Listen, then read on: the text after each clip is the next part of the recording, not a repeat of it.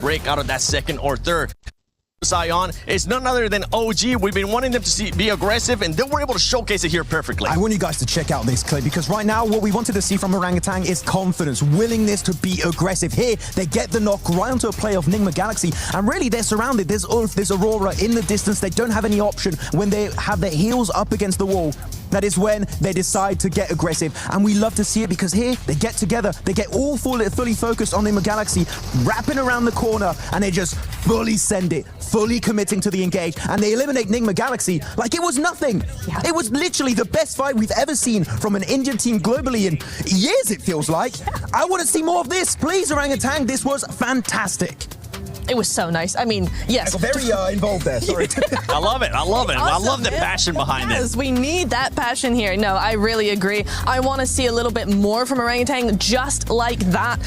You know, Seven Fury as well. I have kind of the same point to say about both of these teams, right? Is we're seeing very short, direct rotations. You know, going back to that rotational angle here is I want to see more proactivity from them in general, because I feel like they're kind of holding back, and like, if we can survive to the late stage, then we're actually going to be able to do something and play more. And I'm like, no, you got to wrap around those rotations. You got to find those third-party opportunities. That's really where you want to be going into the next 6 games. And that's one thing with Furia that we want to see of. We want to see that aggressiveness that we usually tend to see out of the Brazilian squads. And more than likely, we're going to end up seeing it today. And the thing, too, to keep in mind is if you're outside of the top 5 and you're not even close to the bottom 3, you got absolutely nothing to lose to fully send it to just try to make it to the top 5. It's either going to happen or not. And I know Kalari's got a chance to talk to the Furia coach.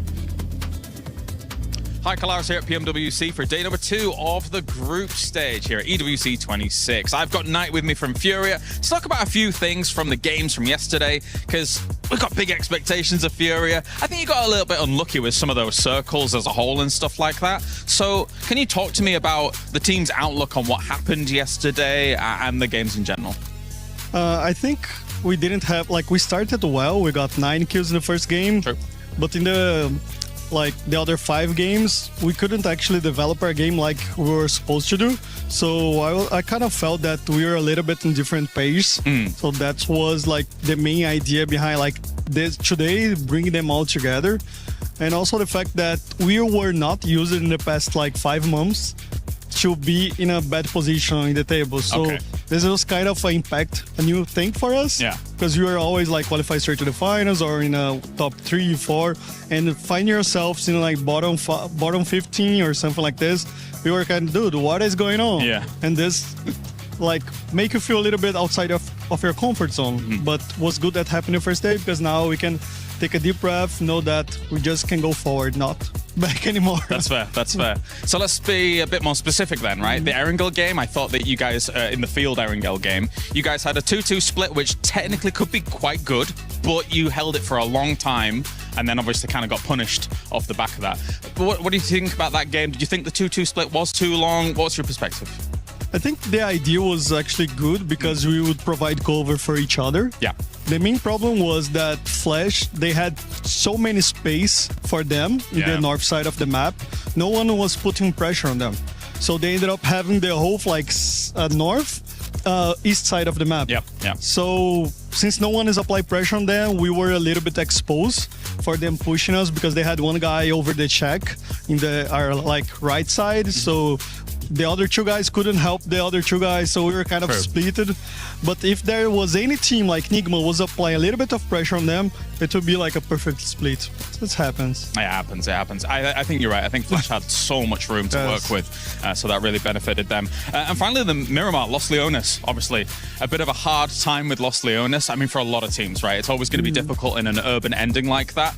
You guys had a split across the warehouses outside Los Leones and inside Los Leones, which I think is smart if it shifts away, but then you kind of had a bit of a dysfunction at the junction, as it were. So talk to me about that. So I think actually the idea wasn't to have this split. because the main problem was like we had an idea of getting like the building the exits of Los Leones, but like 40 got ahead of us, so we had to do a quick like change of position, and the last two guys were outside of the position to go inside Los Leones, so they have to cut through the open field, and we eventually lost silence there. It was cut, and then Ayala, like I think almost lost his car, so he were unable to get back with the other 3 players. So we ended up all splitting in the map, and like it wasn't supposed to happen. But it happens, right? So we can just like we did the VODs to prepare for like if something goes like we weren't expecting to have like a backup plan. So let's regroup in another position. Let's find something a little bit there and be together as a team, right? Fantastic. Big fight back for today? I think like we are more than capable of bouncing back. We have a very skillful team, and only depends of like if we apply our game, the game that we're practicing, we definitely can be in the top 5 today. Night, amazing as always. Thank you very much here, and good luck for today. Thank you, guys. Bye. Thank you, Kalaras and Nai always giving out that good intel, and is a man with so much experience too. He really is, and I just love that he's able to pinpoint the issues every single time, so you know that they're going to come out swinging on this day, put the ego aside, and hopefully jump up, maybe in top 5. Maybe in top 5, go directly to that grand finals, but definitely stay away from this bottom 3, because this is day 2 of PMWC at EWC 26, and it's time we get started.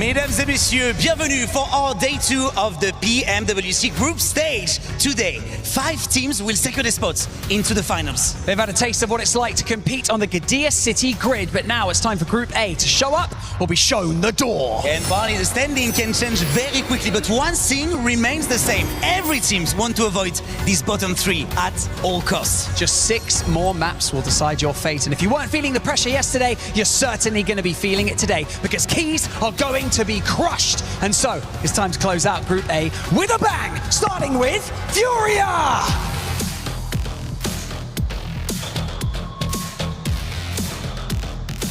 Geeky Esports! Team Flash! Go Team! AGAL! Thundertalk Gaming! X-Force Rejects! Kiwum Derricks! Nigma Galaxy!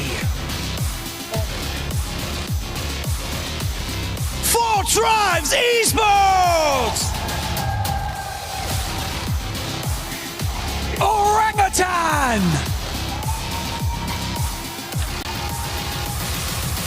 Gaming Stars! Aurora Gaming! Al Hula Club Esports! Team RRQ! And finally, Ulf Esports!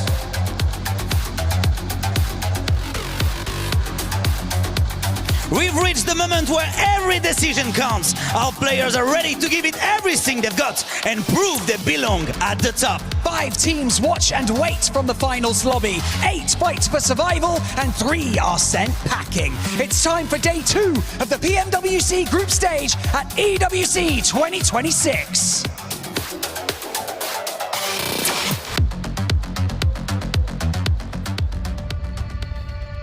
"32 teams from all over the world prepare for battle on the Gdynia City grid over the next 4 days. Players from all corners of the world looking to make their mark and laser focused on the title of PMWC champion.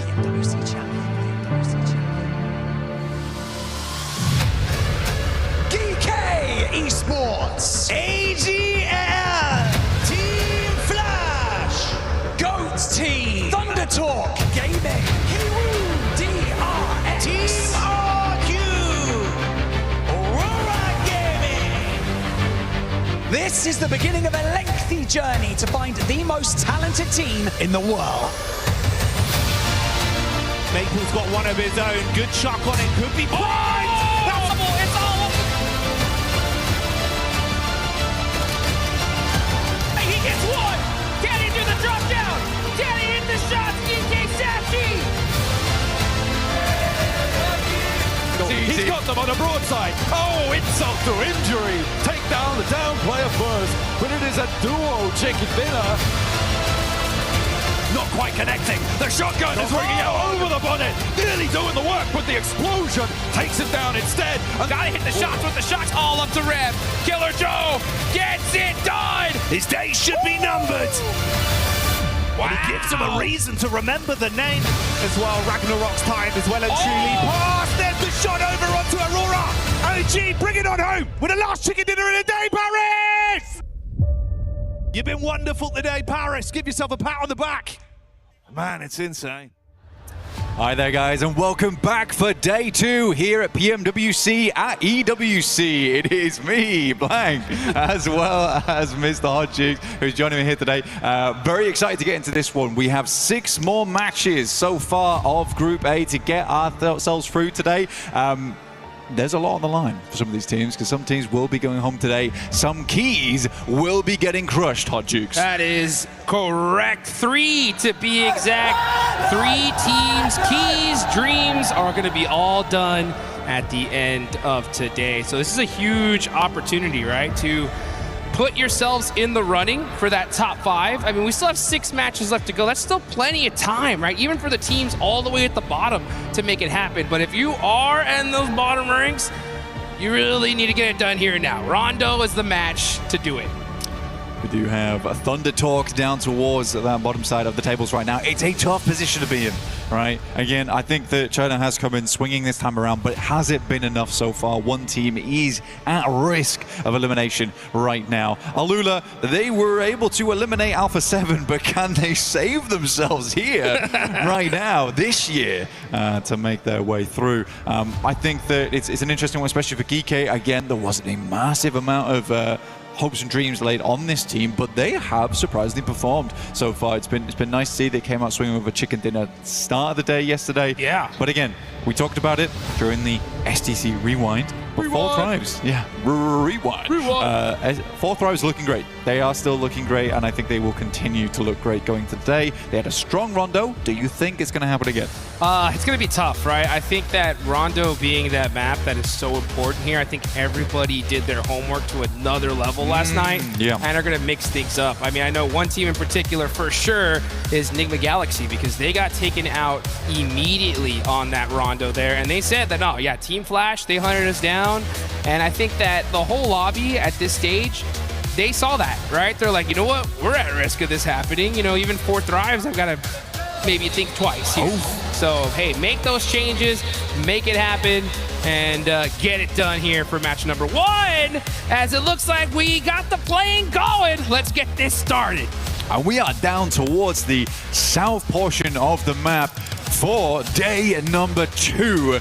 As we get into it, this is the last day for Group A, the last day for some of these teams to make their mark here and progress into the rest of PMWC. But for some teams, it will be the final hurdle that will trip them up.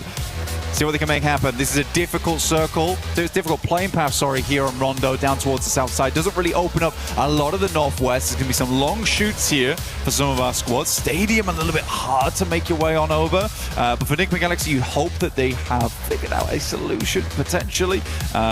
Aurora as well. I don't think they were able to get as much action as they might have liked over towards Yulin. There was a lot of fighting in Neox Factory. But yeah, you can see here, no double plane path, just the southern one. You can see the team starting to hop on out. You got to make sure that you protect that single player going for that recall. That is so important here. And no double plane paths. Yeah, no double plane paths. No, anymore. No, that's right. That's correct. Yeah, nothing, not going to happen. We got just a single one here. And you know what? One opportunity for a lot of these teams, right, like we were talking about earlier, to get it done. And you can see that Neox Factory area is hot, as well as Danqing, and you can see Thunder Talk. That is the team that needs to make it happen here big time, getting into it with AGAL. It's a scary team to get into it, though, because yesterday Maple looked fantastic on the initial approach. Xing underneath from Thunder Talk, but AJ does open up onto Maple of all teams. But I am getting word that is potentially a rehost coming through. We will wait and see. And it is the truth. We're not lying to you. So in the meantime, we will have to wait for that one. But I think most of the players probably not unhappy about that, considering it's quite a difficult plane to start things off down towards that south side in Danqing. It forced a lot of teams out of the way. But then we did get an eastern circle, which, you know, wasn't too bad for the squads. Yeah, no big deal here. You know what I'm saying? We get a little bit more time to talk about these teams, get a little bit more time for these teams to kind of prep and figure out how they're going to make this happen here, because 24, they got just these next few hours to either stay here in Paris or go home, and they want to definitely extend that life just a little bit further here. So looking at the leaderboards, let's break that down, right? So top 5, again, folks, those are going to be the ones moving straight to the finals. Bottom 3 are going home. That's it for today. And those teams in between,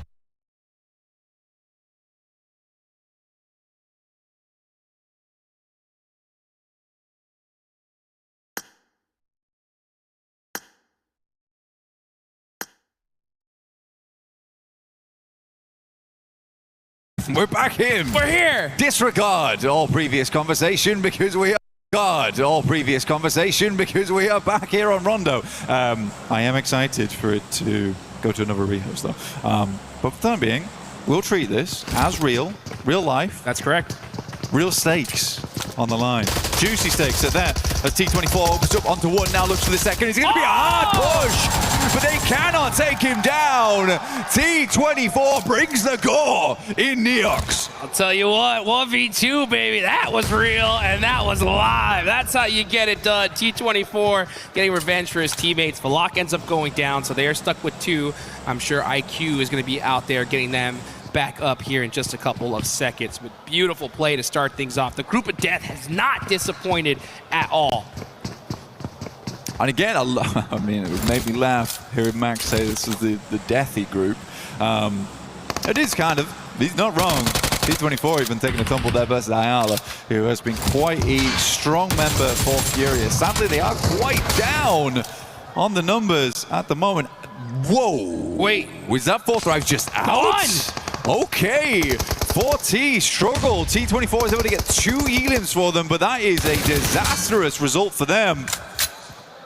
You know, always difficult to see where other players went down. We did have a slight blackout during the middle of that, so couldn't quite see where the 4th player actually left, but it might have been Flash. Yeah. It may have been Flash again. And we were just talking about that. Yeah. We were, right? I was just saying, like, hey, you know what? Even if you're 4th drives, you got to be concerned here because you're at the top of the leaderboards. Yeah. If someone's going to hunt you down, that's the squad to do it. And unfortunately for them, they go out early. Hey, huge opportunity, right, for these teams right below them to surpass them on the leaderboard.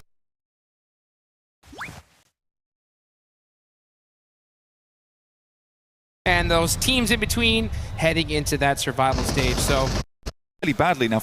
Sick day yesterday in terms of the damage numbers, and that is a quick spin around. Did they fully go out though? Let's take a quick look on the leaderboards. Yeah, all gamers, 4 players alive. They look good. They were able to reset on that one. That's fantastic. That's what you have to do. I mean, I don't know where exactly IQ was, because he wasn't in the fight with this team.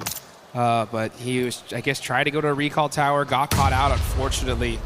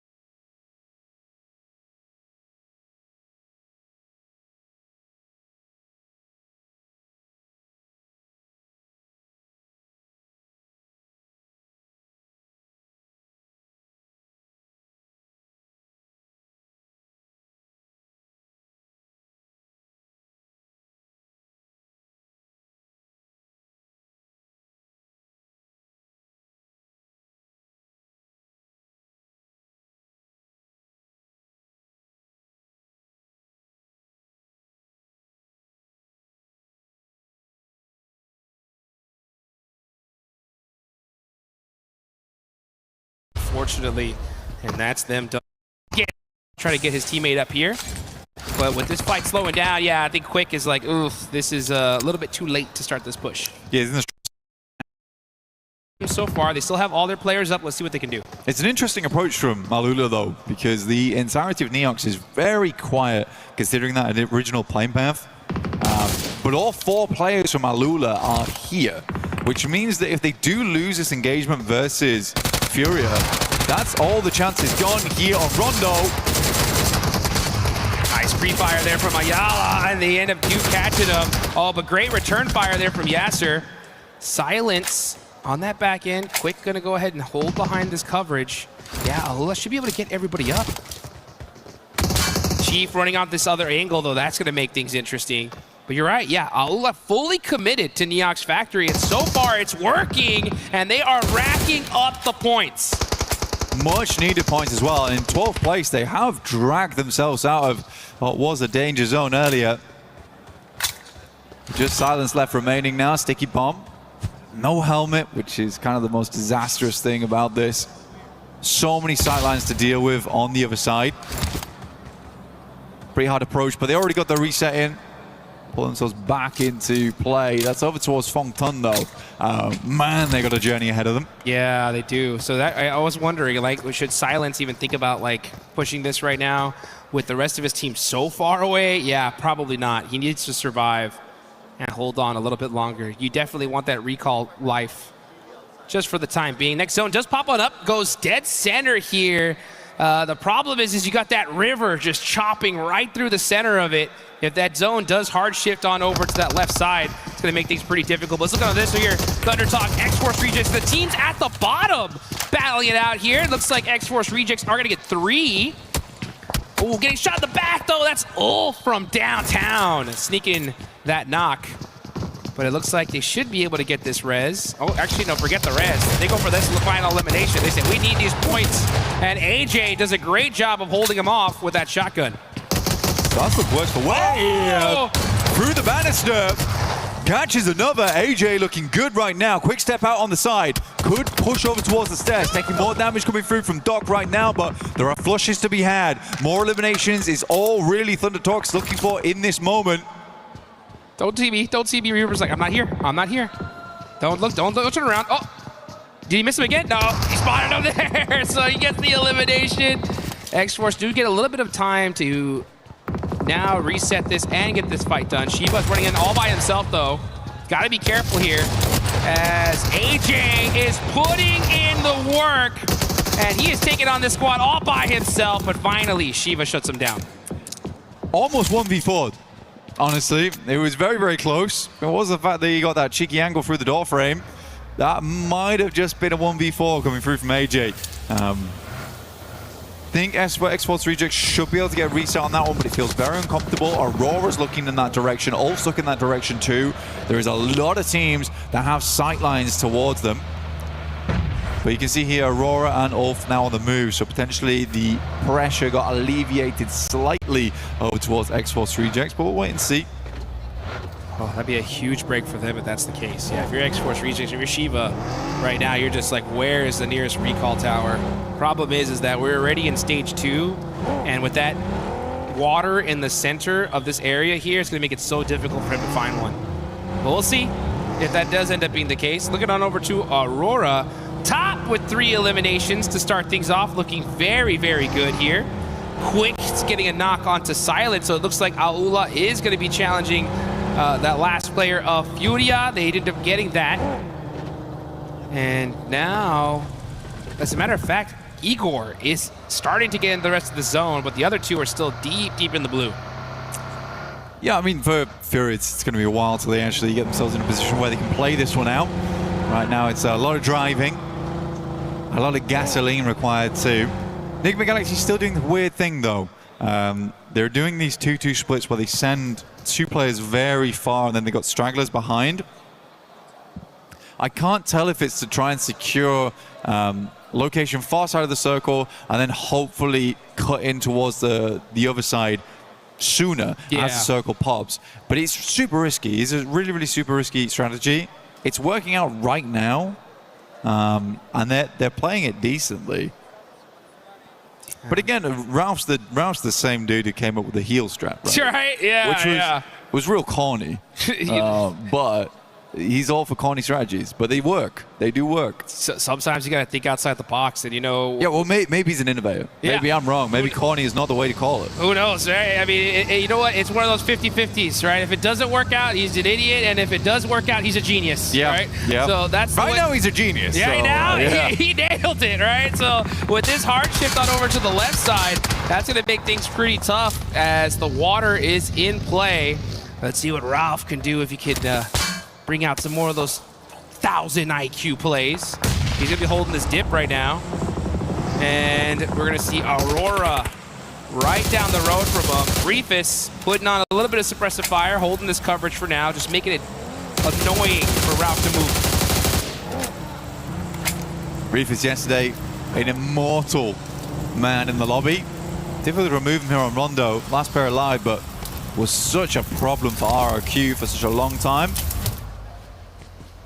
There's a bit more loot on side, but you're right. What we have now, and you alluded to it earlier, is just the river that cuts right through.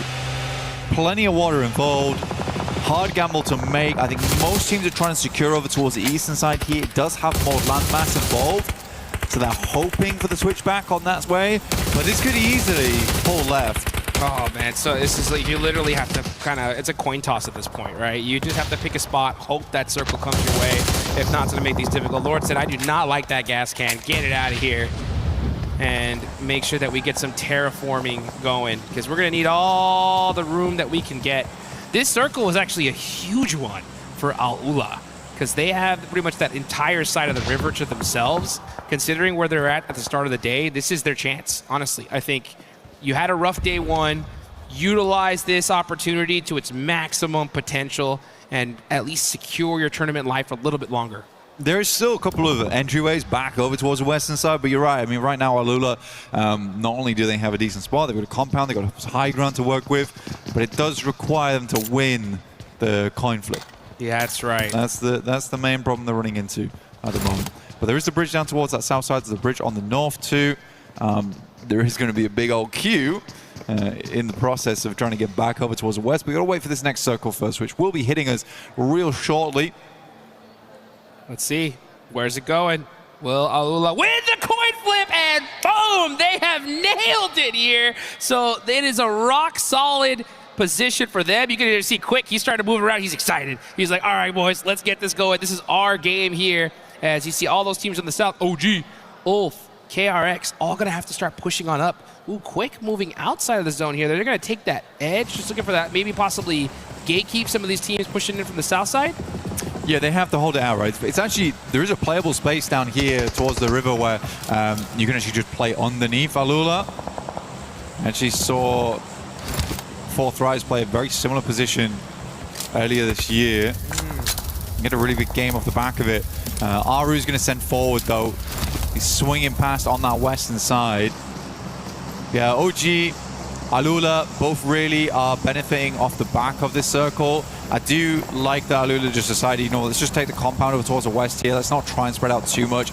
Already know that practically 20% of the circle is unplayable. We're not going to be greedy on space taking, especially where we are on the leaderboard too. Let's not rock the boat too much. Not a bad idea. Yeah, I think there are some teams that get in positions that are so dominant and they just spread themselves too thin. So I like the fact that they are playing it together, but I don't want them to play super passive, right? You still utilize this opportunity to hunt down as many eliminations as you can. See how that ends up working out, though, as we're looking at RRQ Goat making some shots. This is going to be on the north side of the circle here.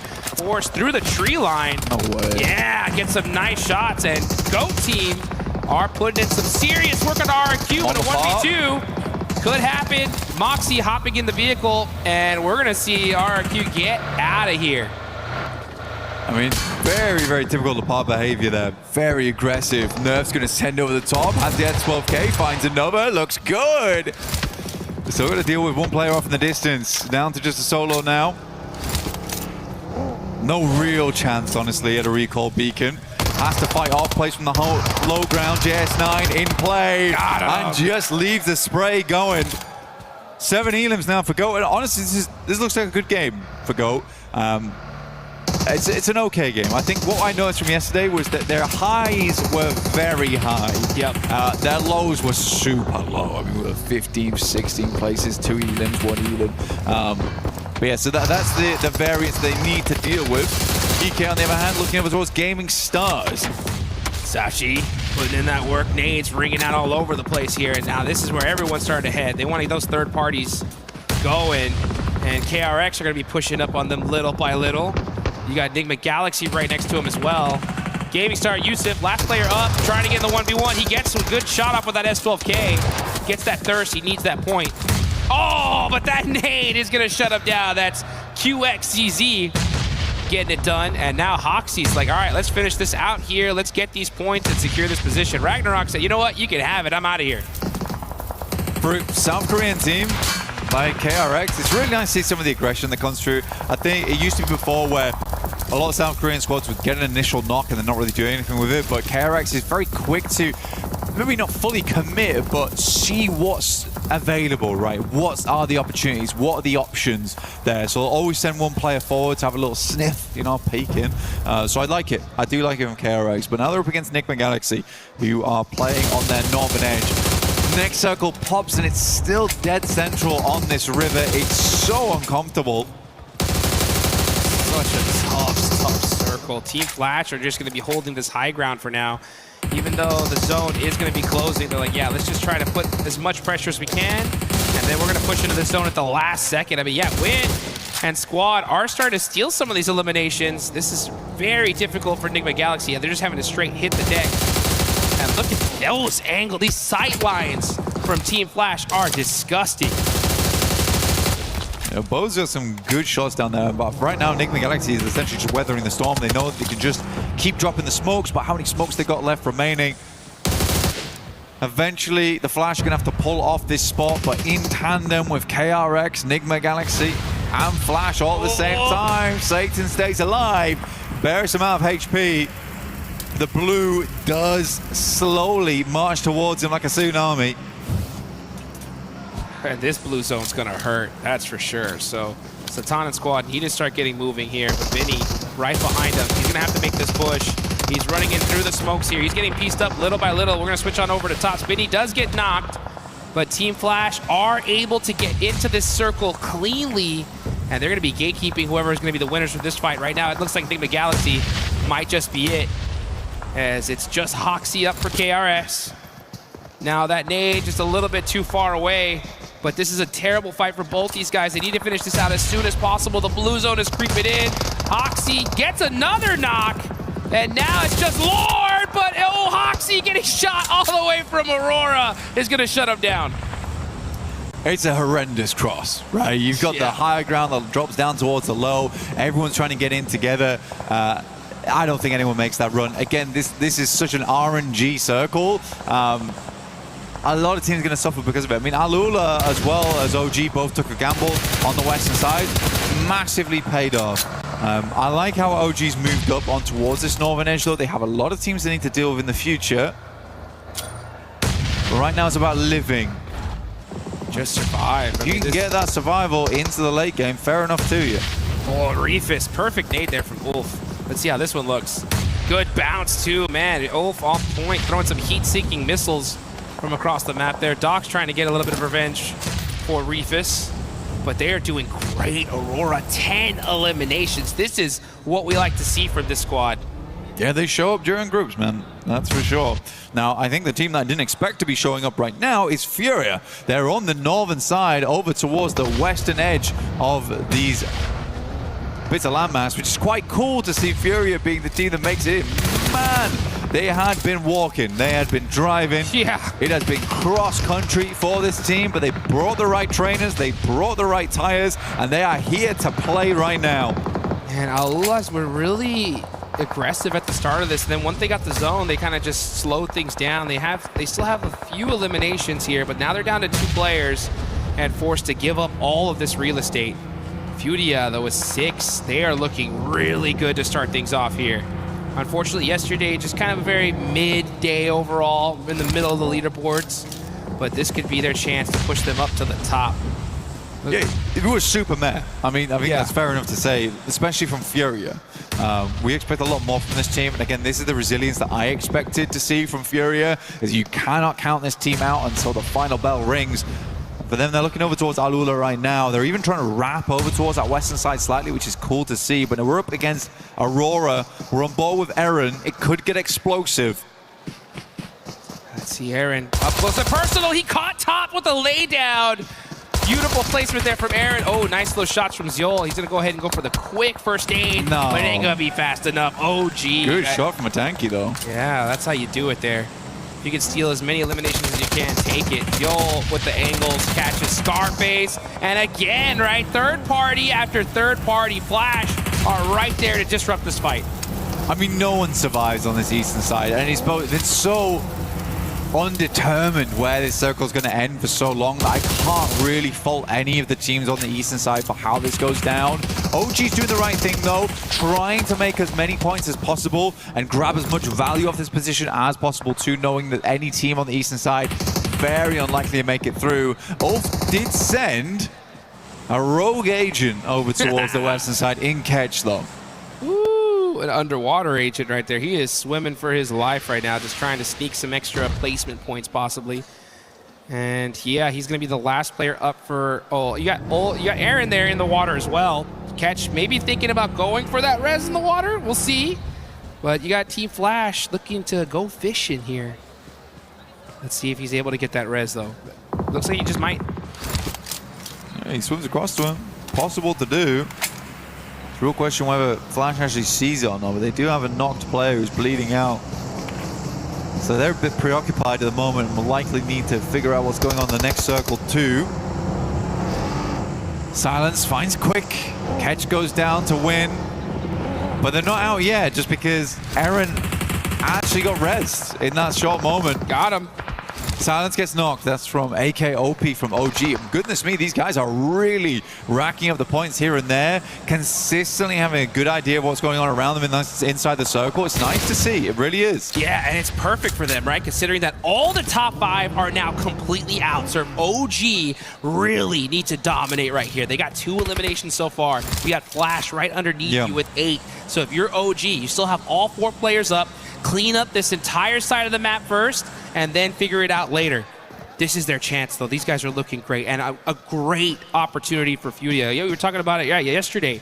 They were chasing zones all dang day. Now they have the position. What can they do with it? That's the question. Push down over towards that high ground that looks over towards the Flash. They try and cross the road. Circle moves down towards the south side. OG's throwing a bone here. But there was some complaints yesterday about some of the passivity coming through from OG, which I think that they were able to correct a lot as we went throughout the day.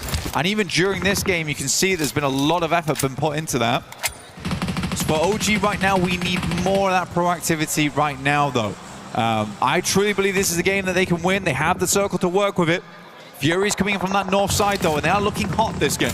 Yeah, OG, you have it all right now, right? Turn that aggression up to 11. Soak up those eliminations. Get that win. Get that back-to-back, basically. Right. Yeah, back-to-back chicken dinners, right? They won the last one yesterday. This one will just solidify them here and definitely put them in that running in just 2 matches for that top 5. Let's see what they can do, though. As we all got Furia up on the north, Flash trying to find a way into this circle. They're forced to swim it out. Igor going fishing there. He's getting some hit markers on the bows, but not able to take them out. You really do become curious about the ammo counts on some of these teams because it's been a ton of movement around the map. Aru's moving forward. He's got nades, got molotovs. He's looking. There we go. Sitting pretty right now. Ammo count does look a little bit low, but Aru with the underarm should be good to go directly on them. Aru picks up the double. Man, this guy is leading OG to victory. Let's get it going. The crowd getting hyped on that one. Perfect toss there. Furia, though, they're looking to get in the mix here. Some nice shots from the Flash. Going to make it a little bit tough. They're going to have to hit the deck. Igor with the nade. Oh, but that vehicle is on fire. He looks like he is able to get to safety just barely. Okay. Dude, Aru is going absolutely nutty in these games. A nade comes across, and Furia is silenced in the final moments of these games. The Flash now underneath, looking to push up. OG holding them back at the gates.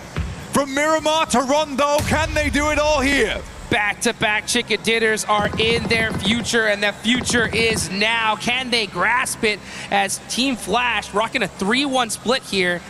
You got WizGod, gonna have to watch out for that nade, that air burst a little bit too far away. And now Aru, man, putting in the work for his team. They gotta be careful though. Here they go, they have the high ground. What can they do with it? Now, Tops from that off angle, making it a little bit difficult for them to peek over the hill. But here we go, the battle starting to ring out. Bandy's all that's left on side of the moment. S12K, Silence looking to quieten down the run coming through from India, but it's not happening. They will not be silenced. They will not be shut up here. Aru still going strong. A tanky underneath, looking to get the shots in, but Flash moves around the side. He's whipping the shots, unfortunately. But finally, they will hit the last shot, and India grabs the back-to-back. From day 1 to day 2, this team looks clean. And the crowd goes wild. OG, 2 chicken dinners in a row. They finish out the day strong yesterday, and they started the strongest today here in the final day of Group A. And now the whole lobby has been put on notice. I mean, it's good at the moment. Aru looks like an arrow right now, and he's got purpose, flying fast towards that bullseye, fast towards that qualification spot. It's such a difference from last time we saw them as well. And, you know, if you're a fan of this team, you've got to be proud because, again, the improvement has been insane. Perfectly executed right there, right? I mean, hey, they got themselves a good, solid position. We had the questions, right? Were they going to play it passively? Were they going to get aggressive? They turned on that aggression at the perfect time. Perfect peaks, fight decisions, and they were able to get that win. And this is the way to do it, right? I mean, they were having a little bit of a rough day at the start yesterday. Finished strong. Boom, knock it out of the park today. They're set up for top 5. They absolutely are. I mean, for this team, it's a really big boon for them. I mean, taking some of that pressure off is a really nice thing right at the start of the day. We always say it's about Rondo. Being able to get rid of a lot of the pressure so quickly in day 2 is so much relief for you as a squad. And for Orangutan, honestly, they can use this now just to kind of feel out other teams inside this lobby, get some more practice in without feeling all that worried. Let's put it that way. Yeah. I mean, there's definitely a lot of teams that are going to be worried here as we get into the rest of the matches, and we'll have those matches coming in just a bit.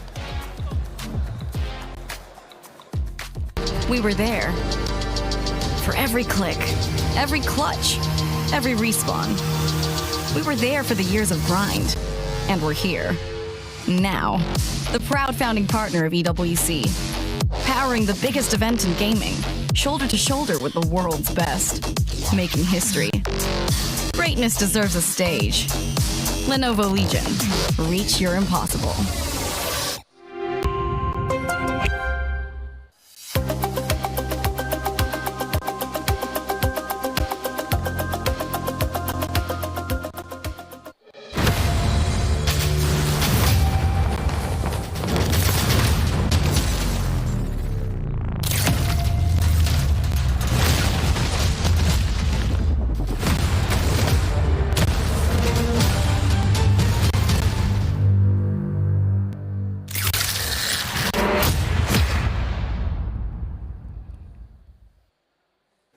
Hi, Kalaris here at PMWC for EWC 26, and I'm with Aru from Orangutan to talk about some of the games from day one of their group stage and see how they're feeling coming into day number 2. So, obviously, you guys got yourself a win on Miramar. You were one of the latest teams coming to Miramar, actually. So, is that part of the strategy for you guys when it comes to urban endings, as well as what were your concerns towards the late game of that game?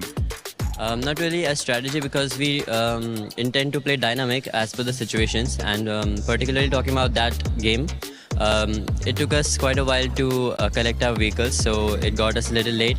So that was the first factor, and the second factor was that team landing in Power Grid, I guess it's GSTR, so they were trying to maybe set up a trap around San Martin, so then we had to take a detour from our original planned path. So but yeah, we have prepared ourselves to play early and late as well, so it just worked out for us.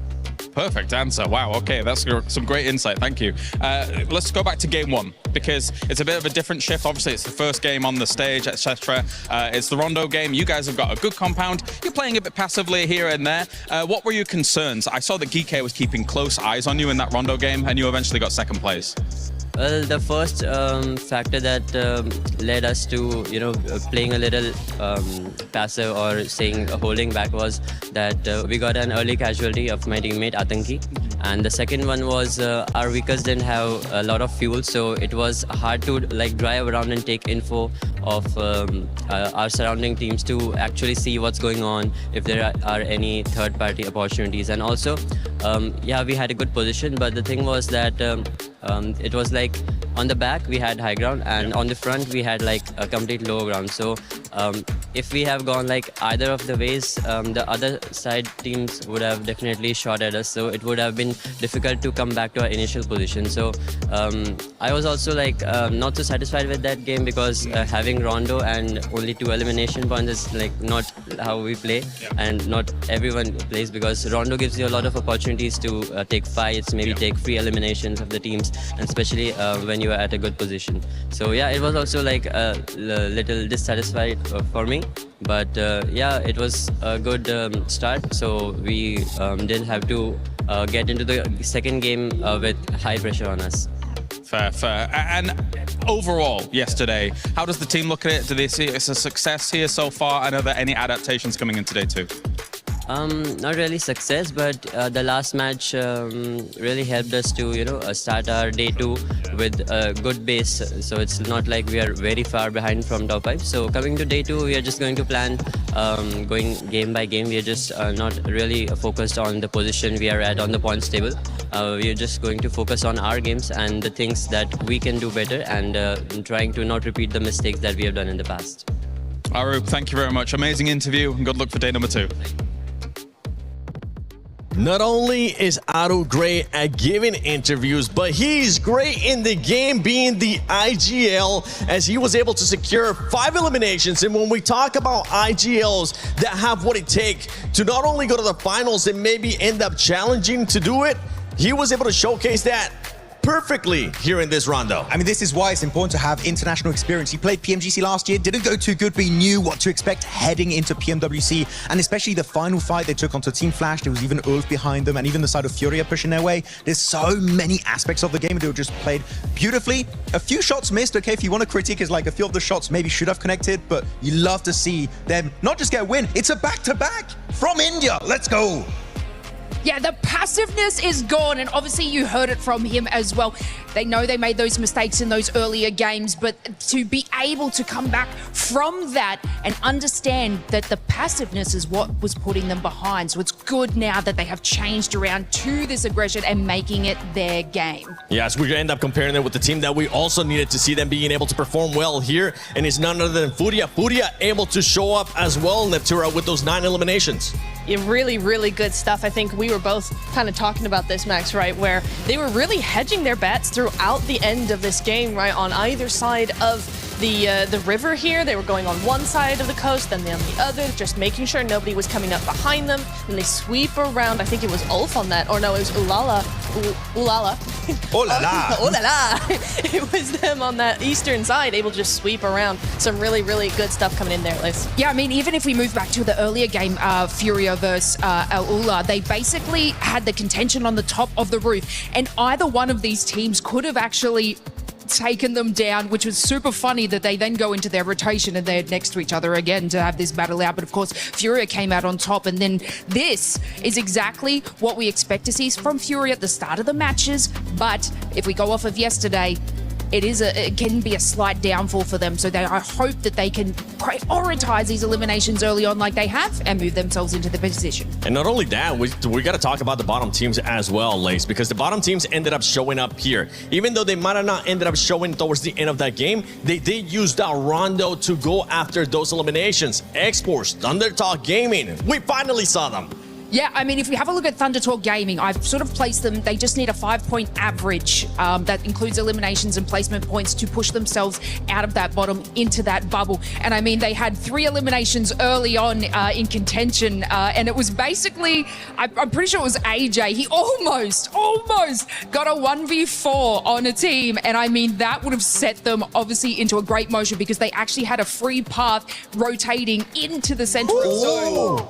As we see Orangutan take over that first place with 66 points. And the wonderful thing of this is that it puts OG in the perfect situation because OG now has absolutely nothing to lose. And they're currently challenging, and they're currently in a place to go directly to the finals. This is fantastic. I mean, obviously it's best case scenario for any team, but for Orangutan especially, we are looking at a team here that yesterday was, ramping up the confidence, ramping up the momentum very, very slowly. With this game coming in with a back-to-back, they've gone from 0 wins to 2 and top of the leaderboard in just 2 matches, Max. So I really, really like what we're seeing here. It was proactive. They were thinking about not only the next moves, but the next 3 moves as well. The timing was really good. They took advantage of third parties. That's what we wanted to see from them yesterday. Yeah. And they really, really did it. And this is exactly what we wanted to see, exactly the kind of result that they deserve now. Talking about things you want to see, I'm going to say one thing we didn't want to see was 4th Thrives taking a massive L here on Rondo. I mean, really, clearly a very big mistake. The mistake that's very easy to avoid is don't drop in Ulf's territory, right? You send your recall player and you're surrounded by 4 Ulf players. I can tell you that is not a good place to be.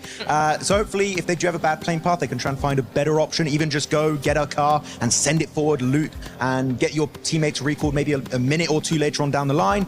4th Rise on Rondo need to fix that slight recall system. As we're looking at those bottom 3 teams, Gaming Stars, Thunder Talk Gaming, and Exports Rejects, good thing that they were able to get those points, Lace, as they were able to keep that gap even closer to be outside of the top, out of the bottom 3. But for some of the other squads, the thing is that now you have Alula as well performing. You have Furia being able to perform. They need to continue on with this consistency to try to make it out and hope that those teams that are above them end up getting eliminated early. Yeah, I mean, if we have a look, Alula got themselves out of that bottom 3 position. Obviously, Thunder Talk took the 3 eliminations, but weren't able to carry on the placements that they had from yesterday. But, in the contention with Fury on the building, you saw Claw sort of taking up and entering that fragging position. And basically, we had, I think it was... Who was I looking at? Oh my God. And then we had the moment move around the back, and there was R8 be able to hold across the building. I mean, they have the ability to be able to get these eliminations, but they focused on that early rotation. They took the fight away from Fury. They're like, okay, we're going to cut our losses. We're going to get back into that position. And this is exactly how they clawed their way I see what I did there. Claw their way out of the bottom 3 there, and if they can just carry on this, hitting a 5-point average per game, they're safe. Yeah, hopefully that's going to be the case, but we'll see, because right now, I mean, with that back-to-back from OG, India starting to step up, and they're looking to be in the finals, as we're going to be sending it over to none other than Jackie, the man with the coolest jacket, and Kalaris. With the not-so-cool jacket here, I'm out impressed. Yeah, you've been done, mate. I've been done. And I do actually preface this a bit with the fact that when I was talking to Aru, that was before the day actually started. So I didn't get actually a chance to talk to him about the win for today, because it hadn't happened yet. But it really has shown with that victory that they got here on Rondo, a second place in the day 1, a first place now here, and also a first place in Miramar, that Orangutan is looking really dynamic on all these maps and really able to adapt to the changes that Rondo potentially brings. Yeah, they're coming out giving it absolute chutzpah on the gameplay, which is what you need, mate. You know, we're about 6 or 7 games into the event now, James, so you got to really give it your best, much unlike that little bit I worked in. Thanks for that. I really appreciate that. I'll be honest, I really wasn't expecting that. No. But on the opposite side of things as well, right, when we look at how all these teams are kind of using utility at the moment, it's going from strength to strength to strength. We've seen some real pinpoint precision, multi-nade plays. KRX was fantastic yesterday over on Erangel, just timing those kinds of plays out perfectly. Yeah, I think that's actually something we were both agreeing on, right? Day 1, we were talking about historically how sometimes there's been a lot to be desired with professional level PUBG Mobile on hitting those key notes with utility usage to really make the most out of it, because it's pivotal late game and it can be the difference of a chicken dinner or not. This event, in terms of engagements and closing fights with at least offensive utility, I think that's been drastically better. We're still seeing some gaps maybe in tactical play. We're talking flashes, right? Some of the smoke plays left a little bit of room to expand, James. But for opening and closing down elims, it's been way better at clearing compounds. I think the one thing that has really stood out on Rondo more than anywhere actually is the deployable cover flares, actually. Yeah. Some teams have been using a lot early that I think they could benefit from just saving a little bit towards the later stages of the game, because deployable cover flares, it's one of the most powerful things that was ever added to the game, and if you can keep those into the really late game, that's even more powerful. Oh, yeah. I mean, effectively at this level as well, right? It's not even as much necessarily you being as cutthroat to get those elims. It's just not leaving yourself exposed to be taken down. True. So if you can actually play around that, build yourself into a better position to cover late game, saves you bacon. We were pulling some of our hairs out. It's why we looked like this when we were sat there with the early drops, mate. Oh, I'm getting old. I'm not sure. You're never really sure. Just to work it in as well, whilst we're talking about the adaptation of play styles, yes. Goat obviously on Rondo, they look far more... It's all right to talk about Goat. Can I do it again, James? I was like, I was waiting for it. I was waiting for it when it was going to go on. Okay, you're allowed to talk about I'm Goat allowed to talk about Goat. Well, I guess I'll gloat on that one, James. Call that a baby goat. That's calf wordplay. But anyway, Goat team do come out far faster on Rondo. They play with aggression and they look sick with it. That's exciting because in their regular flow of battlegrounds, they're late rotators. They don't want to take those early fights if they can avoid it, because they ramp up late game and look way better when they're fully suited and booted, James. Here, they do prove they can play both play styles. Do you think they can hold on to a top 5? I'd hope so. I think they're a dark horse for the event, but said this day. The whole event? Yeah, dark horse, mate. Oh. Hey, that's an exciting potential here, because they're not really one of the teams that a lot of people are kind of including in that top 5. No. You got other teams like Flash that managed to get themselves to the end of this late game again. And actually, I was curious about Flash because I looked back at their games yesterday. I think if Flash was to do what they did yesterday compared to all the other days coming up, I think they wouldn't even make finals with what they showed yesterday. But at least now they've already kind of righted that ship a little bit in this Rondo game to get to that second place, right? Yeah, I think, look, there still is well enough time. Well, I say that, 5 games left to go for some of these teams. So, yeah, there's a little bit of time. Nearly did it yourself there, James. I've rotted his brain immediately. Yeah. But yeah, I think you can correct the ship. But obviously coming in early into game 1, having that bit of an awakening. I think for a lot of these sides, you imagine getting back to the hotel last night, you're unpacking the bag, not looking at really things you can celebrate, more issues you can fix, and just unpack that bag, mate, get it sorted. Yeah, I mean, the win that they got yesterday, Flash, on the Erangel game where where you had Furia with a 2-2 split. I spoke to Enigma Galaxy as well. They were misreading the situation a little bit, but Flash had so much room on that east side to then be able to move into that field and hold that down. That's what was the key to victory for them, to get those points on the board. I had my concerns. I'm glad that they dispelled them here today, because again, they're a big name to try and kind of go further in this tournament. But anyway, thank you very much, Jackie. It is now time to head on over to the commentators once again here for another game here at PMWC. That's Jackie, the jacket. I'm here with Hot Jukes. We're good to go, and boring blank. But yeah, we're getting into our 7th game, 8th game. He's really ruined me that 6-7. Yeah, that's annoyed me. Yeah. We're into our 8th game now. There isn't a lot of games left, as Jackie was saying. It is coming to a close quite quickly now. And I think that for some of our squads, they do need to get a move on. I mean, Thunder Talk, I had a lot more hope for this squad, but it does seem that potentially crushed is where it's at. Yeah, you don't want to get those keys crushed. You want to survive, and the way to get it done is on good old-fashioned air gale. Here we go. Southern playing path here. Super Southern. Yeah. Good circle for a team like Aurora. You know exactly where they're headed. But for the rest of these squads, they're going to have to get it done. Ain't that right? Blank the tank. Blank the tank. I'll take that. I'll take that. Robust. Yeah. Explode on the scene.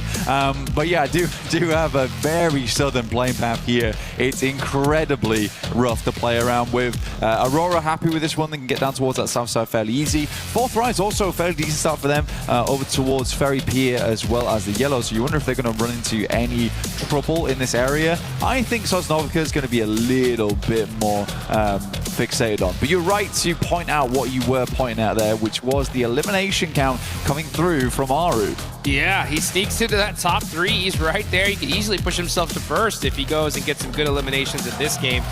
Looking at the match rankings right now, they are pretty stacked. Because I'll tell you what, OG is on top when it comes to the overall. 66 total points. 4 Thrives right below. Man, Pakistan on top.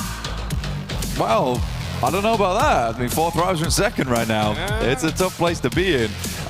Yeah, 4 Thrives, 61 points. OG just blowing them out of the water right now. But you could definitely tell the difference between 4 Thrives as well as OG in terms of the elimination points. 37 eliminations to 46. And if we rock that back to Aru, 15 of those 37 elims are coming through from him. He is absolutely a monster right now. And I really do mean it. It's Aru, the arrow, flying straight towards those targets and playing his team straight too, because that is a difficult thing to do as an IGL, to be both at the front. No! Run, Aru, run! Run, Aru, run! Oh my gosh! The bows with the knife. Oh, brother. No way! Yo. OG might be cooked this game. Oh, they're pissed. Oh, never mind. They're not happy. Upset. They're upset. Flash trying to take him down the last match. In the final 1v1 on the squads, Atanki rocks up to the tree line. Both behind. You're right, the knife is out. The serrated blade is not enough. But the rest of the squad is here to play. That is what I call revenge, folks. Are you kidding me? Aru getting thirsted, but it looks like Orangutan get the last laugh here. Shows they don't need Aru, but it would be nice to have him, but they won't have him this game. Down to 3, AKOP able to get some stuff done there. Secures his 3rd elimination of the match as well, and Flash rock away with Win, but in this case, they seriously took the L. Are they hunting him down? Is Win actually going for it here? No way. That would be insane. He's got him in his sightlines. We got a runner here, folks. And it's OG Win making the moves, full sending it, but at a certain point, surely these guys got to get away. They absolutely do. And I mean, for OG, they're happy to go wherever they like, but for the Flash, they're going to have to head over to the hidden village with Naruto, with our new Ninetales Fury orc skin, which looks awesome, by the way. Sick. 2 separate versions of the same thing, which is crazy. He's hunting him down, dude. He's looking. I know. This is some serious frustration coming through from the Flash. They don't want to lose out like this. He's got to keep the reputation high, apparently. Wow. Win gonna go get some loot here, and the rest of OG get to safety. So what a crazy way to start things off. Aru running for his life, dude, straight-legged it. My brother was in trouble. Oh, man. I ain't gonna lie, though. He was feeling the tickle of the blade on his back. He was just ahead of them. I mean, he had to pull out the old flick of the wrist with the knife to get that thrown at point blank. The only way to get it done. I mean, he was impervious to blades quite some time. Only the point did it. Dude, that tickle was so close. He's like, I can't even run serpentine at all. I can't move. I gotta go forward. Just straight away. The boys were coming to support him real quick, though. Yeah, they did. That I respect from the rest of OG. And they came in heavy. But they know how important he is. Yeah, they know dude. just how important he is. So to keep him up is a really big thing. Yeah, you were just talking about it, right? Like, yeah. I mean, it's so ridiculous to see your top fragger also be your IGL. Yeah. And you said it yourself, and I agree. It's so difficult, right? You have so much to manage, so much to focus on. Yeah. But when you do have those rare, just superstars that can. Yeah, Beowulf back in the day, that guy was unreal, but they just don't come around all that often. You don't see it. When you do, though, I mean, talk about the trust you gain from your squad, right? Yeah.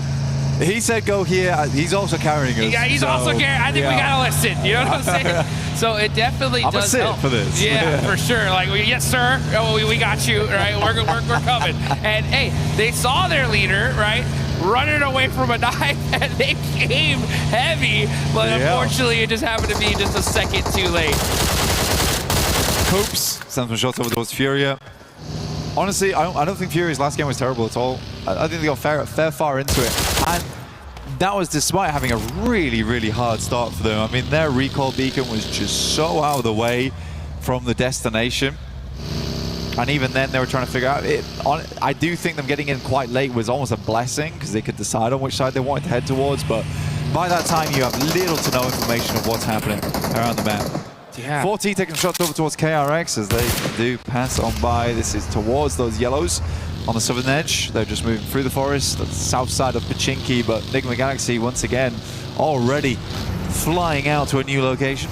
Yeah, a little rotation shenanigans early on. I want to talk about that point you were talking about earlier, though, right? Furia, 14 points in the last match. And they were one of those teams that was really critical because they're one of those squads we honestly we're kind of expecting to see the top 5. Let's look at this replay, though, as Aru is running for his life. Saying, please stop, guys, leave me alone.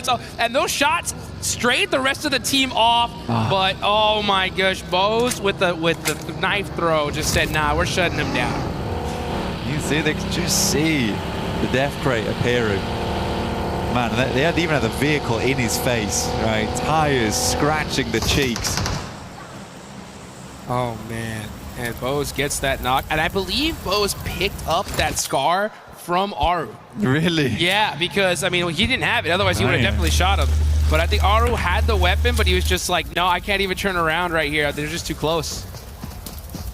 It's a tough one. It's a tough one. But, I mean, OG gets away with it. They get some more points on board. 3 points in total, actually. Drops to 69, which is nice. But only 3 players. Yeah, I think it's still doable. Definitely. And for OG, they get a really easy start up towards Yasnaya, which is very central right now. DK, though, up against Alula. Gato, quick, with the quick knock there, and he needs it. I mean, 4 points. Ula are definitely moving up because prior to this one, they had 21. So with 33 now, that does give them a good boost. The problem going into today was there was a good little point gap between that, you know, 6th to the 7th at the bottom placement points. You know, GK, Furia, they had a 12-point gap there, and it kind of just goes down from there. So for Furia to get a good game in, they now balance themselves out. They still need a good couple games if they want to push into top 5. And Alula, starting off really strong here, now put themselves in a good spot to at least hit the survival stage. Next zone does pop, though, and it is going to be in that mansion, shelter, Yasnaya area. Teams like Aurora, coming in all the way from military base, are going to push on up. We're going to look at this heaven area, though, and it looks like it is going to be X-Force Rejects that are going to hold that down. X-Force Rejects doing their best here. All gamers also moving out the way. But these boys need the points more than ever. Circle does shift over towards our eastern side, so we do have like some of these awkward compounds, some ditches over towards the eastern edge as well around the forest. Very playable for the likes of Goat, as well as Enigma Galaxy, who are set up, but you also have these winding roads. For Enigma Galaxy, once again, they're on that 2-2 split. They're on their wildness early on. But yeah, I think one team that I would love to see more out of right now is definitely Ulf. Yeah. I think a lot of people know that I'm a big fan of this team, but right now I think I have a small amount of disappointment. I think there certainly can be some better plays coming through. They have shown individually some clutch moments, but again, it's not what you expect of a team that gave 4 Thrives such a run for the money over in PMGO overall. So if we can see a bit more of that, but maybe there's just some new teams on the block. I mean, for instance, OG just looks like a different team to me, honestly. Yeah, you got Ulf. I mean, they're still not in the worst spot when it comes to the leaderboards. I mean, we definitely expect them to always be in that top 5 position, so anything less is kind of like, hey, you know, what's taking them so long, right? But I mean, one good game, we'll see them in that spot. This could be it. I mean, they are in Yasnaya Fields right now. The zone definitely, for some reason, loves to favor that kind of area. So a hard shift goes in that direction. We could see them definitely pop off. But, you know, you are right. There are so many teams right now. Like, in this time, we've never seen the lobby just so well balanced. Right? In years past, we've seen, you know, a few dominant squads, other squads that are just kind of struggling. But now, at this point, anybody can take it. I mean, Thunder Talk's at the bottom. What's happening? I mean, the Thunder Talk, they just haven't played well, have they? I think we've boiled it down to that point. There's been some missteps all over the place. I think there's been some bad rotations coming through. And then when it's come to the gunfights, they are being outclassed in some of them. I think Thunder Talk has a lot more in them to give. It shouldn't ever come down to AJ looking to win a 1v4. But again, it just shows that there is that potential there for Thunder Talk. But you're right, it is a fairly balanced lobby, but balanced towards being, this is a high-ranked game. Right? Yeah. This is a high-ranked game. You know, no one's pulling any punches right now. You best get out the way. For Gaming Stars, they're playing on this 2-2 split right now. They were wondering if it's going to head over towards those fielded areas. It does not. So they're going to regroup off the back of this one. I would say right now regrouping is probably the best thing to be doing. But Yasnaya getting cut out here is a little tough. Yeah, definitely. Wondering what OG's next move is going to be. That's going to be the question, right? What is OG going to do? What's Ulf going to do? It looks like Ulf, they were in the Yasnaya field. They don't get blessed. They're going to go ahead and do a huge wraparound here to reposition. Well, let's look at Go. Yeah, Thunder Talk just getting picked apart once again. Awake running for his life here. Does get a little fortunate with that player from GOAT getting knocked. I believe that's from Enigma Galaxy. Moxie up close and personal with Jean, catches him slipping, and that is Thunder Talk out. Another rough game for them. Yeah, I mean, GOAT is just too good of a team. That's all there is to it. Goated. They got the Jackie blessing. That was it, honestly. Once that happened, it's over. He's wrapped them in the golden jacket, and they're ready to go. I think for GOAT, it's been all right. Again, I think for GOAT, the main thing that worries me about the squad is the inconsistency. But hey, if you can have 16 Elim games with a chicken dinner, bosh, you're good to go. Yep.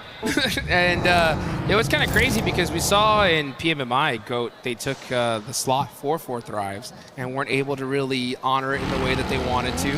But they come here into the World Cup, and at least at this group stage, they're looking good, right? Second place so far after these eliminations they have.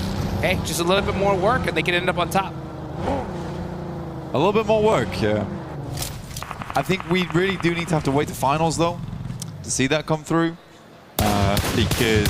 on top of group stage, yeah. On top of group stage, yeah. Right? They got a long way to go. A long way to go. If they want that, if they want that watch, that belt. Hey, I mean, at this rate, though, they would go straight to finals in the current position they're in. They wouldn't play the group stage out. We'd get that direct qualification, which would be nice. If they can keep things up, that is. We do have a few more games left today. A few more Arangles. That's right. Into our Miramars to close things out with the wonderful John and Jackie. Yeah, dude, crazy prize pool, by the way, man. It's so wild. You have, you know, $1.1 million in the group stage alone, 152 grand onto the survival stage, and then we get to the finals, $1.7 million. This is what I'm talking about here, folks. We're definitely going to be handing out some big prizes at some point. we're going to be going away with some cars. Yeah. Say it that way. Yeah. Let's get it going. Which would be cool. Again, I think that money should be reinvested in the team. Yep. Well, but also, if to say you were the team, right? What's the first thing you're reinvesting into? As a team? Yeah. God, get those boys a better scrimming area. Yeah, that'll work. Give me the refrigerated drinks. All right, I want vending machines for free, as well as all the rest of the cool things. The whiteboards, the blackboards, everything you might need.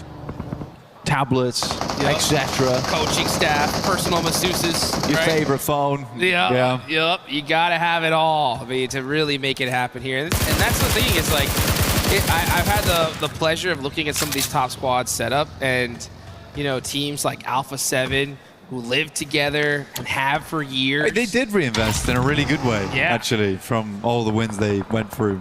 Go on, sorry. No, I mean, a lot of these guys, I mean, for those that don't know, I mean, these mobile gamers are treated like athletes. I mean, some of them have personal nutritionists, they have exercise programs, they play for 6 to 8 hours a day with a coach staring at 4 monitors, just analyzing, figuring out how these guys can get better. And, I mean, you got millions of dollars in prize pool on the line, right? You got to give your players as much advantage as you possibly can. And one thing I do love, especially I've noticed about this tournament, is adaptation. Prior, in so many different squads, we'll see like, okay, a bad performance, there's no change, just the same old kind of play style. But now we're starting to see some teams like, all right, hey, let's make some adjustments, like Team Flash. Let's hunt down some squads in Rondo. Let's see if we can take them out. 4 Thrives ended up going out in that last one here. But they're still in a good position, but Aaron Gale is always going to be that map to where that's where championships are made.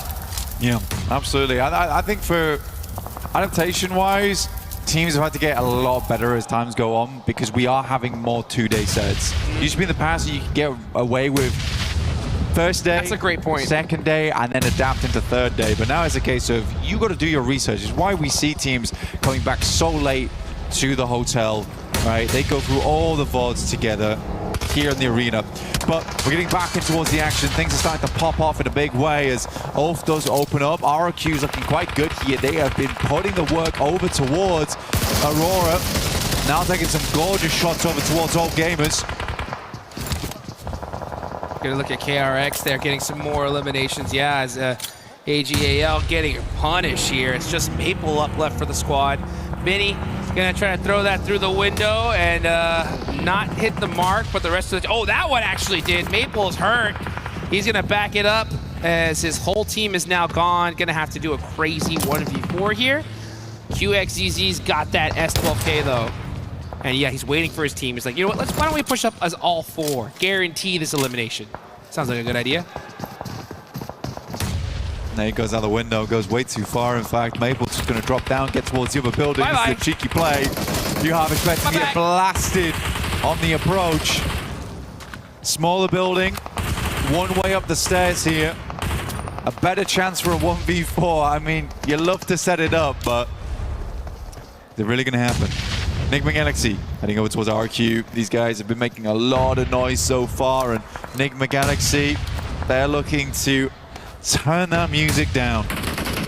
Yeah, Enigma Galaxy putting that work, and we saw them come in super late last night. And I was saying like, hey, what were y'all guys doing? Y'all guys studying? Y'all guys were talking it out, and they said ping pong. You know what I'm saying? And sometimes you gotta build up those team building exercises, get that synergy going. Right. You're telling me they did? That's what they were doing. Ping pong the whole night. That's what they said.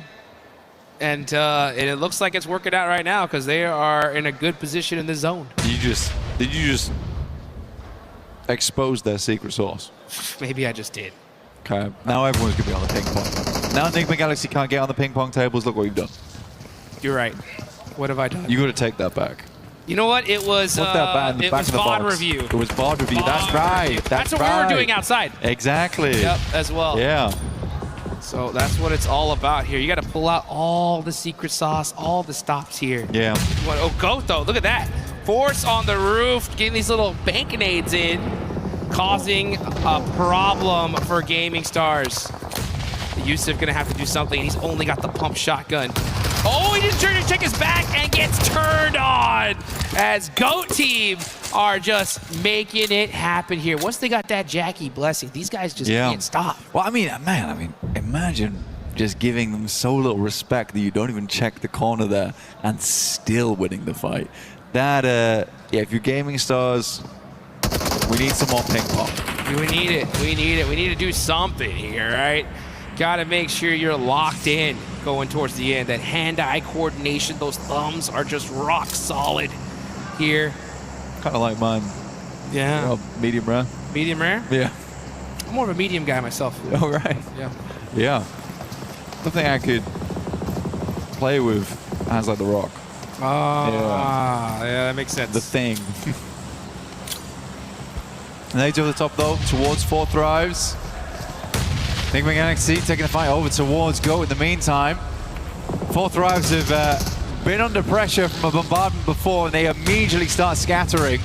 Do not want to fall prey to the same situation they did versus Nigma Galaxy over on our angle yesterday. Huzaifa. Oh, catch getting ran over by our IQ there. And 4 Thrives were just circling them like sharks. And they are putting in the punishment on Ulf. Man, Ulf just can't seem to get something going here. As 4 Thrives now with 5 eliminations are looking good in Erangel. I mean, right now for Ulf, I don't think they're going to drop to the bottom 3. Getting them towards that top 5 is going to take some special towards the end of the day, though. But they haven't played bad, right? They are a dead center team. Huzaifa finds a shot over towards a tanky. As OG did make their exit from Yasnaya earlier on, moving down towards that southeast side currently. X-Force rejects in front of them, playing in heaven. Yeah, the problem with this is that we still have the top 4 teams in this circle here. And if they all do well in this game, that's going to start creating a little bit of a point gap. And if that happens, especially in the next game, oh, it's going to get wild. Yeah, I kind of feel what's going to happen here between 4 Thrives as well as Heaven. This is the type of team that would just send it. They're going to send just underneath, though. And actually try and deal with OG.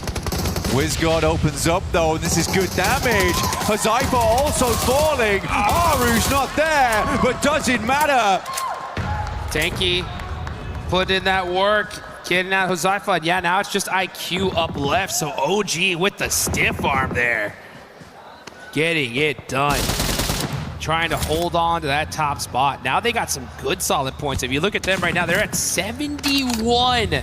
That is a good almost 20 points away from 6th place. If they end up strong here, that could be a straight lock for the top 5. Yo, you know what happened? I reckon Aru went to this game, he was like, guys, you can't perform without me.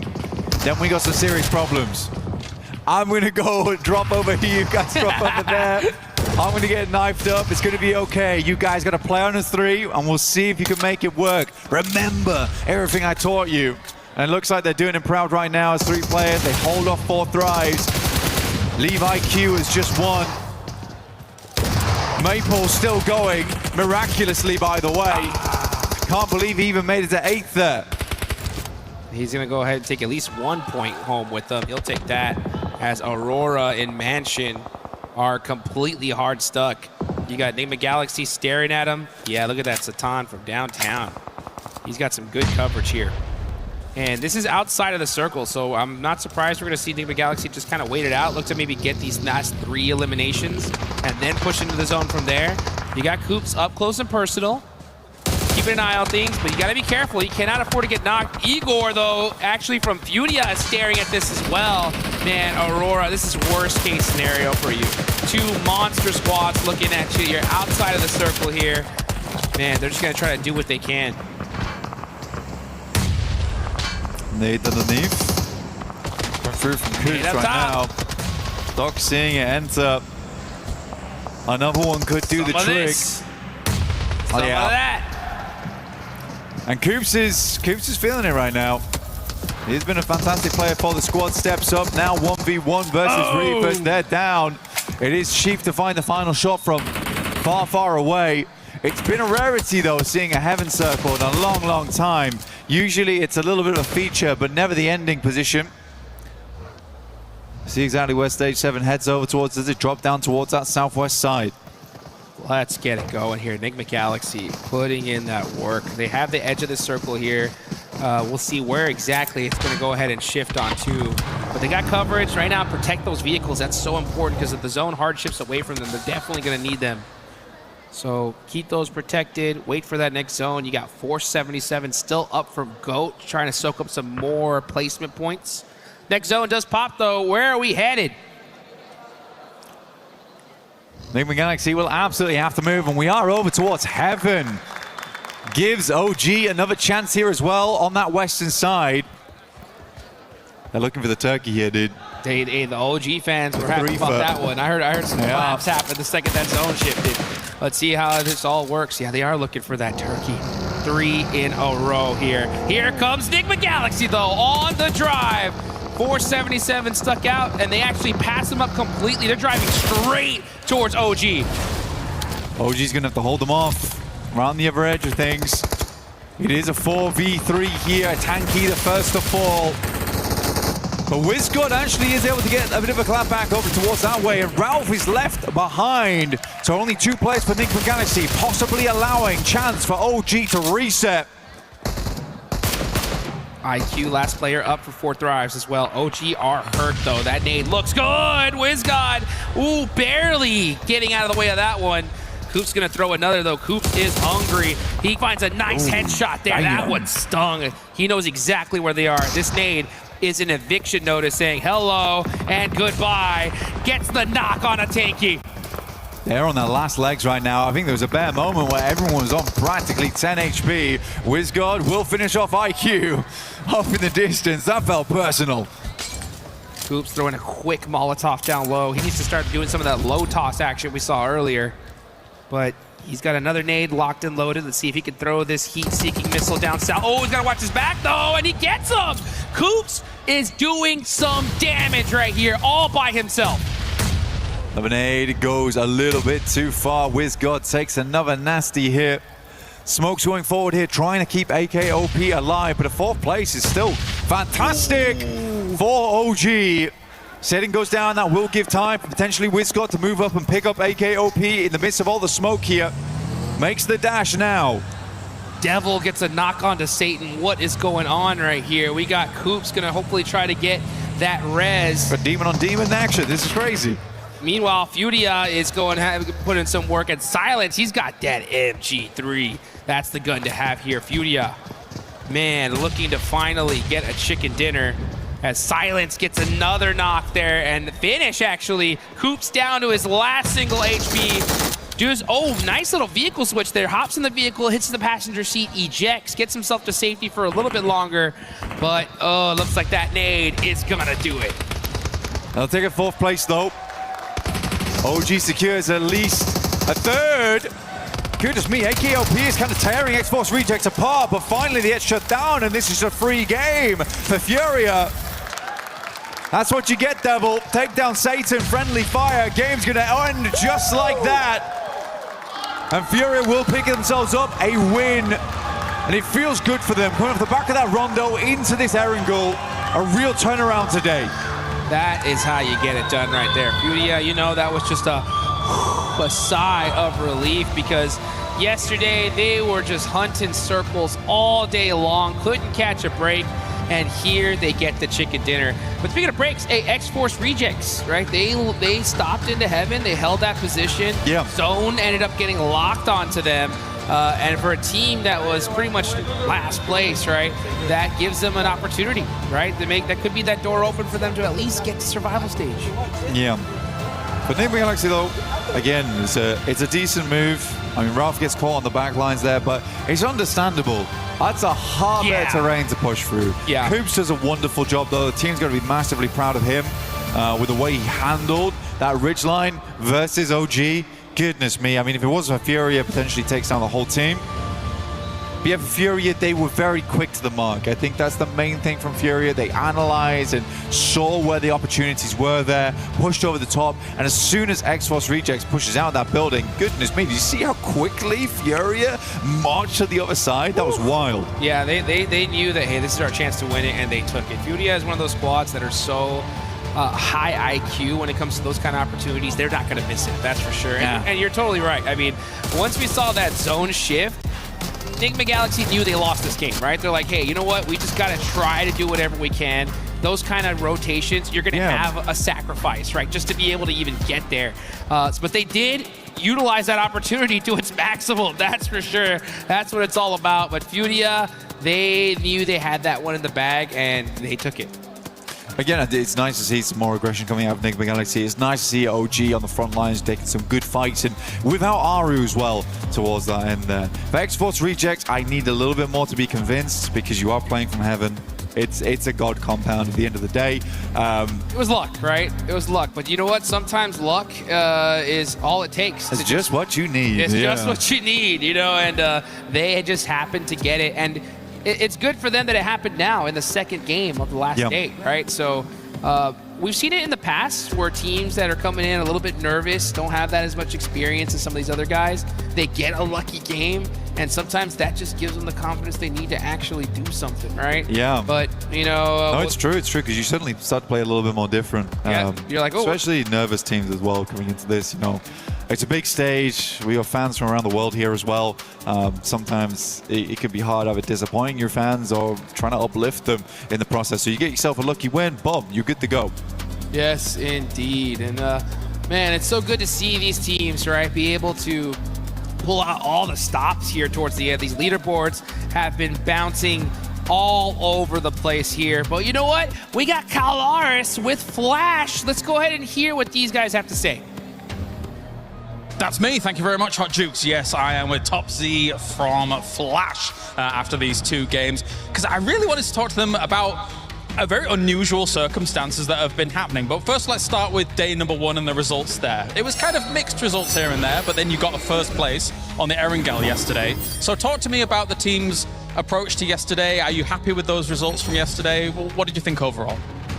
Ngày hôm qua thì mình đã làm khá là tốt và đang đứng ở một cái vị trí thứ nhất ở cái map là Erangel á, thì mình cảm thấy là cái màn trình diễn của mình ngày hôm qua nó như thế nào, mình có hài lòng với kết quả ngày hôm qua không? Đối với em thì ngày hôm qua bọn em thật sự là chưa làm tốt. In my opinion, yesterday, to be honest, we haven't done a very good job on the maps, I would say. Okay.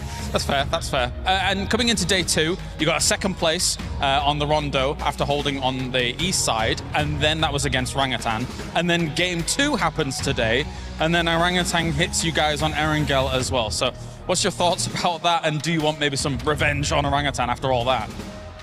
Với ngày hôm nay á, thì mình đã đứng ở top 2 ở cái trận đấu đầu tiên á, và sau đó thì mình lại bị đối thủ là Orangutan á, đã ném bom trúng cho mình á, và hạ gục mình. Thì ở trận thứ 2 thì mình cảm thấy như thế nào, liệu rằng mình có muốn trả thù đối thủ của mình hay không?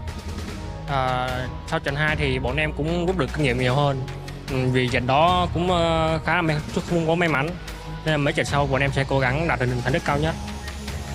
On the second maps, I would say we were pretty luckier than the first maps, and we also have our own experiences based on the first map. So we did a good job on the second one, and I think based on that result, we will keep continue, pushing harder for the next round. Okay, thank you very much, topz here. Good luck with the next games. And that does it for us here, down on the stage.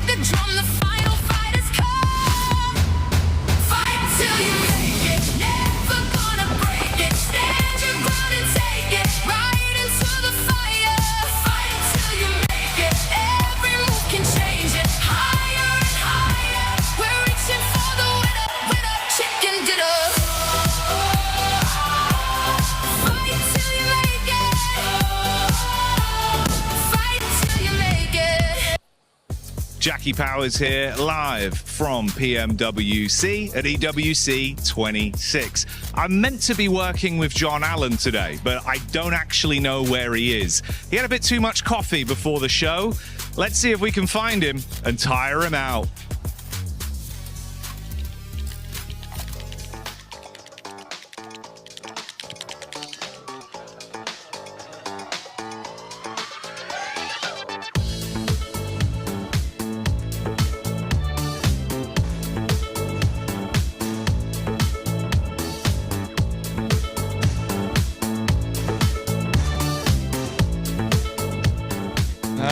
Well, John's got quite a lot of energy, I think, still.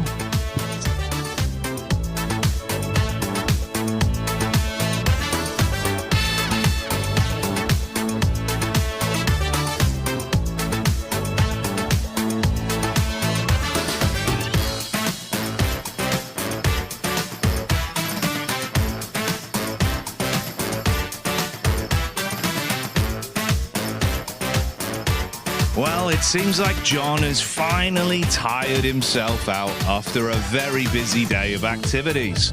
But here at EWC 26, PMWC is just kicking off for another day of games. Don't miss it, as it's going to be explosive. There's only one rule: just don't wake John.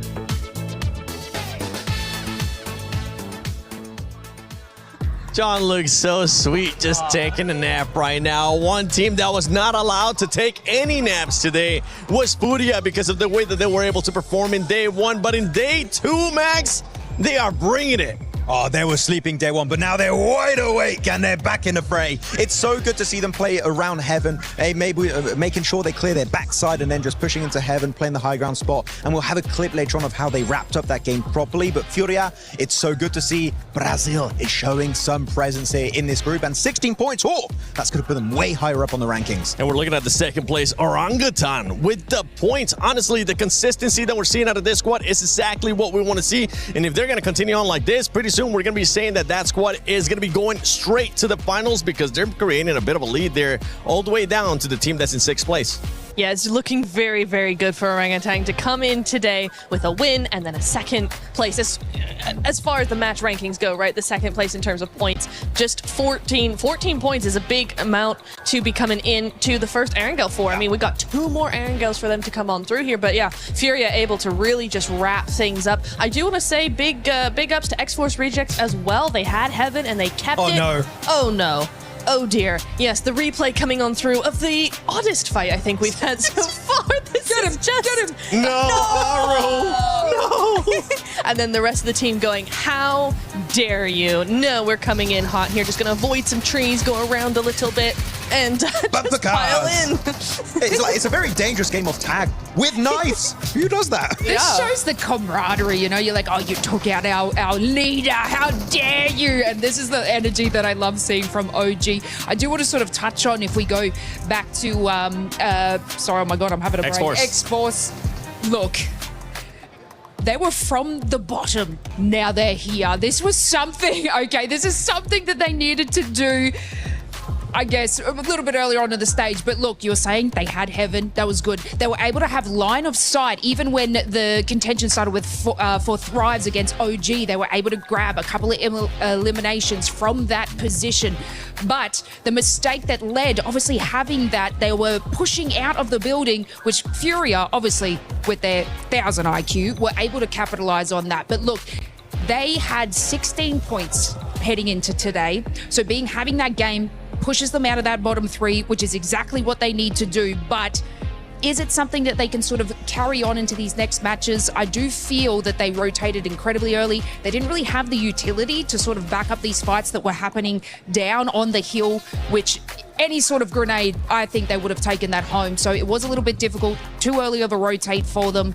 A little bit of luck mixed in between it, but hopefully we can see more of these adjustments going forward. Yeah, absolutely. I do want to jump in here though as well, as I think this is exactly the game that they were needing to now push them forward into the next couple of games. You know, if you've had kind of a rough day, you do just want to get into the top 5, have a survival game, be assured that you actually can get in there, and then you can come into the next game going, okay, we've made a top 3, we've got some decent points, there's a little bit of pressure off of our shoulders, we've reminded ourselves that we're able to actually compete at this level, and we can go on forward now. So I'm hoping for big things coming in from them. Yeah, and for X-Force, honestly, I don't agree with what people were saying in regards that they got lucky, they were able to defend it off against a lot of people. But moving on to some of the other squads, I actually know we got a clip about Furia that you've been wanting to see, Max. Oh, you know what, before you even show it, how about show some stats? They were passive, but the thing is, it ended up working out in their favor because they were playing that to win it. I just wanted to see a win from Furia, genuinely. That's all I wanted to see. They gave it to you. After yesterday, we didn't get it, but here we go, looking at the final clip. You might be thinking, oh, they're just going to go from Chiefs compound straight into the side of X-Force Reject, but no, they put themselves between the outskirt of the circle and the middle portion of the circle, meaning X-Force Reject, even the side of NGX, Orangutan are all going to be forced naturally into their position. So all you have to do, set up a very solid defense. And you do that, by the way, with an MG3, which is the best weapon to have for Mr. Silence himself, my MVP prediction of the tournament. I loved it. They now see the number of players is down to just 2. Just nail it down, take home that win. That was literally a perfect finish in terms of execution from good old Furia. Yeah, and see, that was I just want to touch in that. That was a great sort of overview of what I was sort of explaining. Like, they didn't need to leave that position. Furia obviously capitalized on that, which is excellent from them. But yeah, I mean, X-Force Reject should have just waited. Yes, we're looking at the overall here. Orangutan now with 80 points. And that's just what I'm talking about. Like, right now with this squad, they have a 25-point lead over 6th place. Top 5 is where you want to be if you want to end up going to the finals. You could end up almost saying, because the way that they're currently playing is so consistent, this squad could be already going to the finals. I don't care if it's too early, but they're playing like it and they're looking like it too. I mean, honestly, I think we get to the halfway point, and I think that statement is going to be very true, just based on what happens in the next game, right? 4 Thrives as well. They're starting to go down the leaderboard just a little bit. RRQ. I mean, yes, X-Force Rejects have made it out of the bottom 3 by quite a bit, actually. But Team RRQ, that's not a team I was expecting to see down here, Max. No Peko, please. Where is No Peko? I want to see some presence from him. Though we did see a little bit higher up on that second page, this Ulf, and a lot of people would say that's disappointing, right? For a team that was second place back at PMGO Season 1 and did so good, especially during the PMGC finals. Let them cook, right? They're slow starting team. Yang Tashol, right? I don't know how you say it in Turkish, but they're slow starting team. I wouldn't be too scared for them, at least as they don't make in the bottom 3. We're fine. Ulf will come back eventually in this tournament. I was going to say, I don't want to flex out my Turkish just yet, all right? We're not there. Let's hold on to that one. But before we even move on, how about we talk about some predictions here? Because for everybody currently watching at home, you can go to the EWC Play app and do your predictions if you haven't already. And if you do end up winning something, make sure you use that hashtag EWC and hashtag EWC26. I want you to tell me quickly, predictions. Who's going to be winning the next game? Winning the next game is going to be 4 Thrives. Enigma Galaxy. Stop asking me, because apparently I get it wrong and then I get roasted. So don't ask me that question again. Such a cop-out. X-Force Rejects, that's who I want, all right? X-Force Rejects, show me, keep on that momentum going.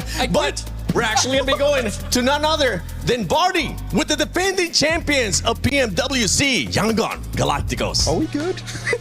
Right you are, Seven. I've got the defending champions of PMWC joining me on the main stage here. I've got Yangon Galacticos. Smile, let's have a quick chat. You know, cast your mind back to PMWC last year. You guys managed to secure the championship. The way that you did that was by consistently putting up placement points. You didn't play too aggressive. You just played your game. Now we've had an entire year since then, and you're going to be joining the group stage tomorrow. Has the strategy changed? What's the plan coming into this year's PMWC?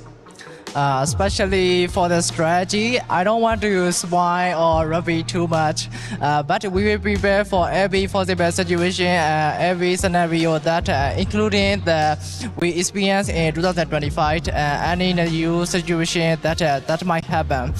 Also, we don't rely on the same strategy because this is PUBG. Yeah. Okay.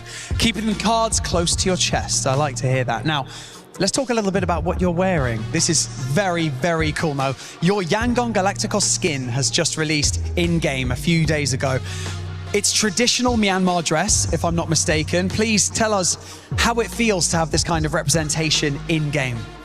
I mean, I'm so proud to be here representing Myanmar and wearing Myanmar culture clothes on the international stage. And also that is so meaningful for our fans and Myanmar people to be like a Myanmar traditional clothes on the international stage. And if you could say anything to your fans who are watching and preparing themselves for you guys to step out onto the stage tomorrow and compete, what would you like to say to them? I mean, cheer for us. Cheer for them, that's what they say. Now, for those of you at home, if you want to get your hands on this incredible skin in-game, just go over to the PMWC event in-game, okay? Now, redeem with perk vouchers, and once you've done that, you'll be able to get your hands on the Yangon Galacticos Champion Outfit Ancient Charm Set. Yangon Galacticos, thank you so much for joining me in this interview. I'm going to shake all your hands, boys. Thank you so much. The gloves are really cool as well. And with that being said, let's head back over to the casters to continue day 2 of the group stage. I don't know about ancient charm. That guy's got new school charm. What a sweet guy.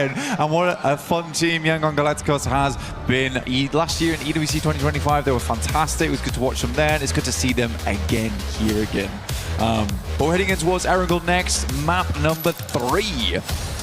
Let's get it going here, man. Hey, I want to say one thing. I love, good old-fashioned esports jerseys. I want that, though. I want one of those, man. So if you got that in a triple XL, bring it on down. But you know what? It looks comfy, dude. It definitely does. It definitely does. These guys are looking fly, here. But you know what? Speaking of fly, I think it's time to get this started here into the second Erangel of the day. Only 3 more matches after this. But this is going to be a crucial one. OG up to 80 points now. I think it's going to be difficult to knock them out of that top 5 unless there's some incredible shifts up in the rankings as thing goes on. But honestly, I think OG, they're riding high right now. They are feeling good. I don't think anyone's going to challenge them too much. They might drop out of first place, but I'd love to see them stay up there throughout the entirety of the survival stage. And I can see Hoxie currently has taken our top player spot in number 1 with 17. Actually, Aurora top is doing a huge amount of work for them with 16. Let's get it going here. And we can take a look at the top players. Yeah, top with the most damage. Wow. 4,357. Unbelievable performance right here from him. Fortunately, we don't see Aurora on top of the leaderboards here, but they're right there. They're still in 5th place. But OG already now have a nice point sponge, like you mentioned. The GOAT in 14, nice amount of points as well. Completely tied up in 2nd and 3rd. This is going to be a close one. It's really going to come down to the last match to see who's going to be in our top 5. Absolutely. Now I'm looking down towards the bottom of the leaderboards. RRQ in 14th. Now RRQ qualified on a technicality. They've been working hard, putting in the time to try and get through towards that group stage, potentially through to the finals. It'd be a shame to see them go out here in survival stage, but right now they are not playing up to scratch. So they do a little bit more here. 28 points to the 32 the X-Force Rejects have been able to grab the back of that last game. But we do have Naruto skins in-game at the moment. We've got the Ninetales Fury Org there as well, so you can draw for the Naruto character set 2 and become a sage yourself in-game. As we all know, all of the viewers of PUBG Mobile are filled with wisdom because you're here with us, of course. That's right. That's right. If you could have learned any Naruto jutsu, what would it be? I told you... Wait, John asked me this question yesterday. Did he? Yeah. I'm asking the same one? You asked that. I have the same answer. What is it? Rasen Shuriken every time. Ah, very nice. I had like such weird deja vu for a second there. There you go. Damn, let me... I'll tell you what, I'm going... Give me a second. Okay, now give me 2 seconds. Give me 2 seconds. You know what? I'll tell you, it doesn't have a couple secs, and that is going to be Thunder Talk Gaming once again. Losing players super early on. Sitting is knocked. And Shiva with the vehicle swap is going to go ahead and get that confirmation. But he's actually going to have to watch out because Sing is already there, putting that punishment down. So Thunder Talk, X-Force Rejects, battling it out, back and forth. Reverb is going to get thirsted. Sitting did survive. And he looks like he is going to crawl to safety. Are you kidding me? So Thunder Talk shutting down that push from X-Force Rejects. One little mistake, That's all it takes. Absolutely. X-Force Rejects leading 1 there. I was looking up jutsus in the meantime. All right. Change your decision? No, but hey, I actually have this tattooed on my bag, but it's the Dead Demon Consuming Seal. That one's cool. That one is cool. Unfortunately, I wouldn't use it because I would knock myself in-game using that. Maybe lock down your lunch so no one takes it, right? I know. I have to. That's right. You know what? I need a res, bro. I need a res. I need a reanimation jutsu right now. Come on, bro. I'll go with the flying Raijin, dude. Yeah, that is cool. That is big. You can't. I think it's just too dang good. You know what I'm saying? Anytime you need me, I can have you marked. Pow! And I'm right there. But what can I say? I mean, Minato is the GOAT. So, yes. Yeah, you ain't wrong. But we are jumping down towards Sosnovka. And we do have to talk about this. Yes. We do got to talk about this because this is fun to watch, but it is also the first time we've actually seen it down towards Sosnovka. We're here to watch these players duke it out on day 2. Down towards the south side of the map. Thundertalk already making their cross right now. Enigma Galaxy are also looking to move across. And Fourth Drives, they're just not holding it. I think they were much more concerned with having a spot right now. They're on 69 points, which is great. It is good. But we want to see a bit more for themselves. They don't want to end up dropping out on a catastrophic turn of events coming through towards the end of the day. Yeah, I mean, top 5 is definitely the goal. More placements, the better, for sure. And with 69, they do have a little bit of a gap from 6th place. But with how these teams are playing, I mean, that we've seen gaps like that get shut down in just a game alone. Especially when you got Fudia climbing up the leaderboards. They have 54. They're within easy range of Enigma Galaxy. Enigma Galaxy, as a matter of fact, they're one of these teams that really need this game right here because things are getting spicy for sure. Looking on over here, especially, this is a very difficult zone. We have a nice hard shift down the military. Yo, my boys have got the double hovercraft. Hovercraft. That is actually a massive advantage on Sosnovka. You want to keep those up as long as possible. You can sort of hide them down towards the south side if you wanted. Yeah, especially if you can go hunt down one of those welding guns. Man, that's going to be so good for them here towards the end. And it looks like out of 2 teams that are already in military base, Fourth Drives and Enigma Galaxy are mighty close to each other here. Meanwhile, KRX is going to be storming the beach here in a little while as well. So that's going to be interesting to see. A lot of teams want to take in that position there. Yeah, KRX actually heading over towards the slope, moving upwards towards Fourth Drives' position. Ulf is yet to cross yet, just worried at the moment. There is a jump to be made for Ulf here into top 5. They want it on this game. Similarly for KRX, Furia, The Flash. You're right, Enigma Galaxy is right on that cusp at the moment. Yeah. Keep a white-knuckled grip to keep this one going. Dude, these last 3 matches coming up are going to be so insane. You know what? I'm excited. Me too, and I am just so happy that... Oh, look at this. GOAT going down. Killer Joe is out. Moxie is hurt. So X-Force Rejects do cross the bridge. They head to Novo, and they end up getting the better of GOAT. Meanwhile, look at this. They're on a glider, getting themselves a position in this next circle. Yeah, it's sad to see as well because it's going to be Fuchsman as well as Force going forward. Kind of players you want. There's also a Crash Glider here too, so it looks like GOAT was double gliding, KRX is double hovering. Trend around the map. But yeah, I think for X-Force Rejects, this was cool. I like this from them. I gotta disagree with 7 though. Okay. Yeah. I think that last match, it did feel a little bit lucky, honestly. You play Heaven, and they sort of immediately lost as soon as they moved away from Heaven. Yeah. Okay? There is... And that's okay. It's okay to get lucky sometimes. It really is. But it also feels bad when you instantly lose players running out into a singular sightline. I want to see more of it. So that right there is more promising to me than anything. And it's coming in at 8 minutes into the game. Capability to take down a squad moving in and have the wherewithal to set up in Novo. and actually get some eliminations. Yeah. Yeah. I mean, all I know is that if I get zone locked towards the end, I'm feeling lucky. That's for sure, right? But you got to still put in the work, even if that.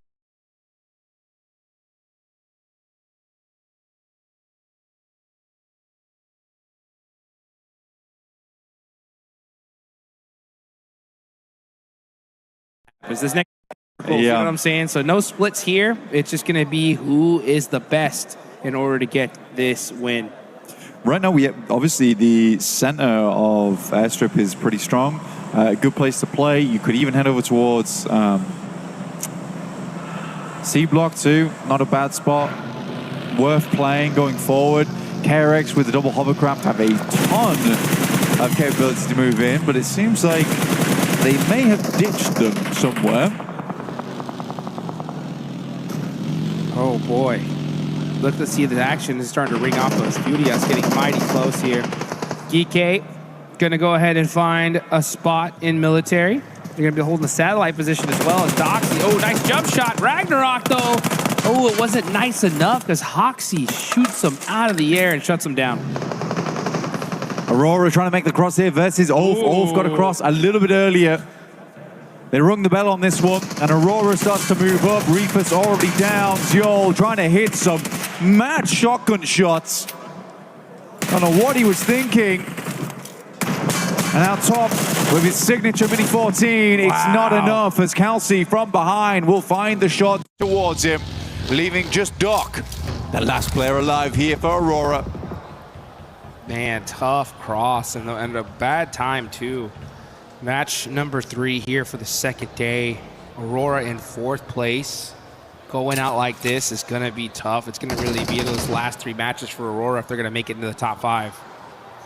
So worst case scenario for Aurora, Enigma Galaxy, Flash, Udia all pop off here. You can see Maniac looking for some cheeky angles. And look at him go. He's going to be able to try and jump all the way to the top, and he does. So Maniac busting out his parkour skills, showing people this is how it's done. This is how you get up on top. And Ulf is going to have to be mighty careful. His footsteps are pretty loud, though. Let's see if they can hear him up there. Doc's like, what the hell, man? You're making a lot of noise. Oh, man, the coach didn't look too happy. We saw that little coach's corner. Let's see if Doc can make him smile. As Rolex is like, hey, nobody's here, right? There's no way. Nobody's here, right? Are we trigger discipline on this one? That's crazy. Oh, gets the thirst, though. And he did get shot in the back, right? Am I tripping? No, you're not. That is ballsy to stay that. They just fully long. And the coach corner, no reaction. No reaction. No reaction. Nil point. And he did get shot in the back, right? Nobody's here, right? Oh, man, the coach didn't look too happy. We saw that little coach's corner. Let's see if Doc can make him smile. As Rolex is like, hey, nobody's here, right? There's no way. Nobody's here, right? Are we trigger discipline on this one? That's crazy. Oh, gets the thirst, though. The whole... If he was on top of here. Interesting. Scarface, though. Yeah, I thought he was on top of the little tippy top of the bridge. But now it looks like we're going to see Ulf just hard commit. Alula's coming in here as well. So Ulf got a lot of points to grab. I think they're going to hold on to the spot for a lot longer. I mean, why not? I mean, Ulf right now, feels like people are feeding them points. Ulf's like, they're not even trying to make this difficult for us. They're just... We'll take it. It's just meals, free meal tickets arriving on the bridge. Yeah, I'll eat that up every time. Circle does move far down towards the southeast, though. X-Force Rejects did try and pick up the buildings down towards the southwest side of C block. But KRX is nice and set up. However, a lot of these teams are going to have to make their way out of Airstrip, and quite a few times that can be a difficult task. Getting out across that road, you're massively silhouetted in that situation. It's a question of if anyone else has those sightlines. Now, this is a big move from RRQ. They are flying through teams on the southern edge. I like this play, actually. I think if you're RRQ, you're right now at 28 points. Top 5 is going to be really tough. Like, you need to pop We got to make a play. We got to make a crazy play. And in order to make, at least to the survival stage, this could be it, right? Like, hey, let's take the risk now especially with Miramar coming up. Let's full send it to the center, and they do make it there safely. So it looks like that bet did end up paying. Oh, as soon as I say that, AJ gets a knock and thirst onto one of the players from RRQ. So, maybe a little bit too greedy on that rotation. Yeah, well, I would say you should assume the players are going to be playing down towards these very much coastal edges. I think it's a very typical area to work with as well. For sure. And they had so much space here, you know. Just the one for it, right? That's crazy there. Yeah. So Thundertalk will get themselves at least one off the back of that. A lot of teams are unwilling to move now that they're inside the circle. And it also seems that there's a lot of teams unwilling to move on the outer edges too. Yeah, I mean, that's one of those mistakes you point out, right? Because it's just a pure mistake. Like, there's certain ones that you could be like, all right, it was a coin toss. They could have gone left, they could have gone right, and they just made a bad bet. But that was one where you just kind of lost a player pretty unnecessarily on the side of RRQ. And it's those little tiny ones that they just like are a domino effect to your demise. So it could have been like, oh, we could have won the game with 15 points, but now we're stuck in a third place with 2. You know what I'm saying? We'll see it happen.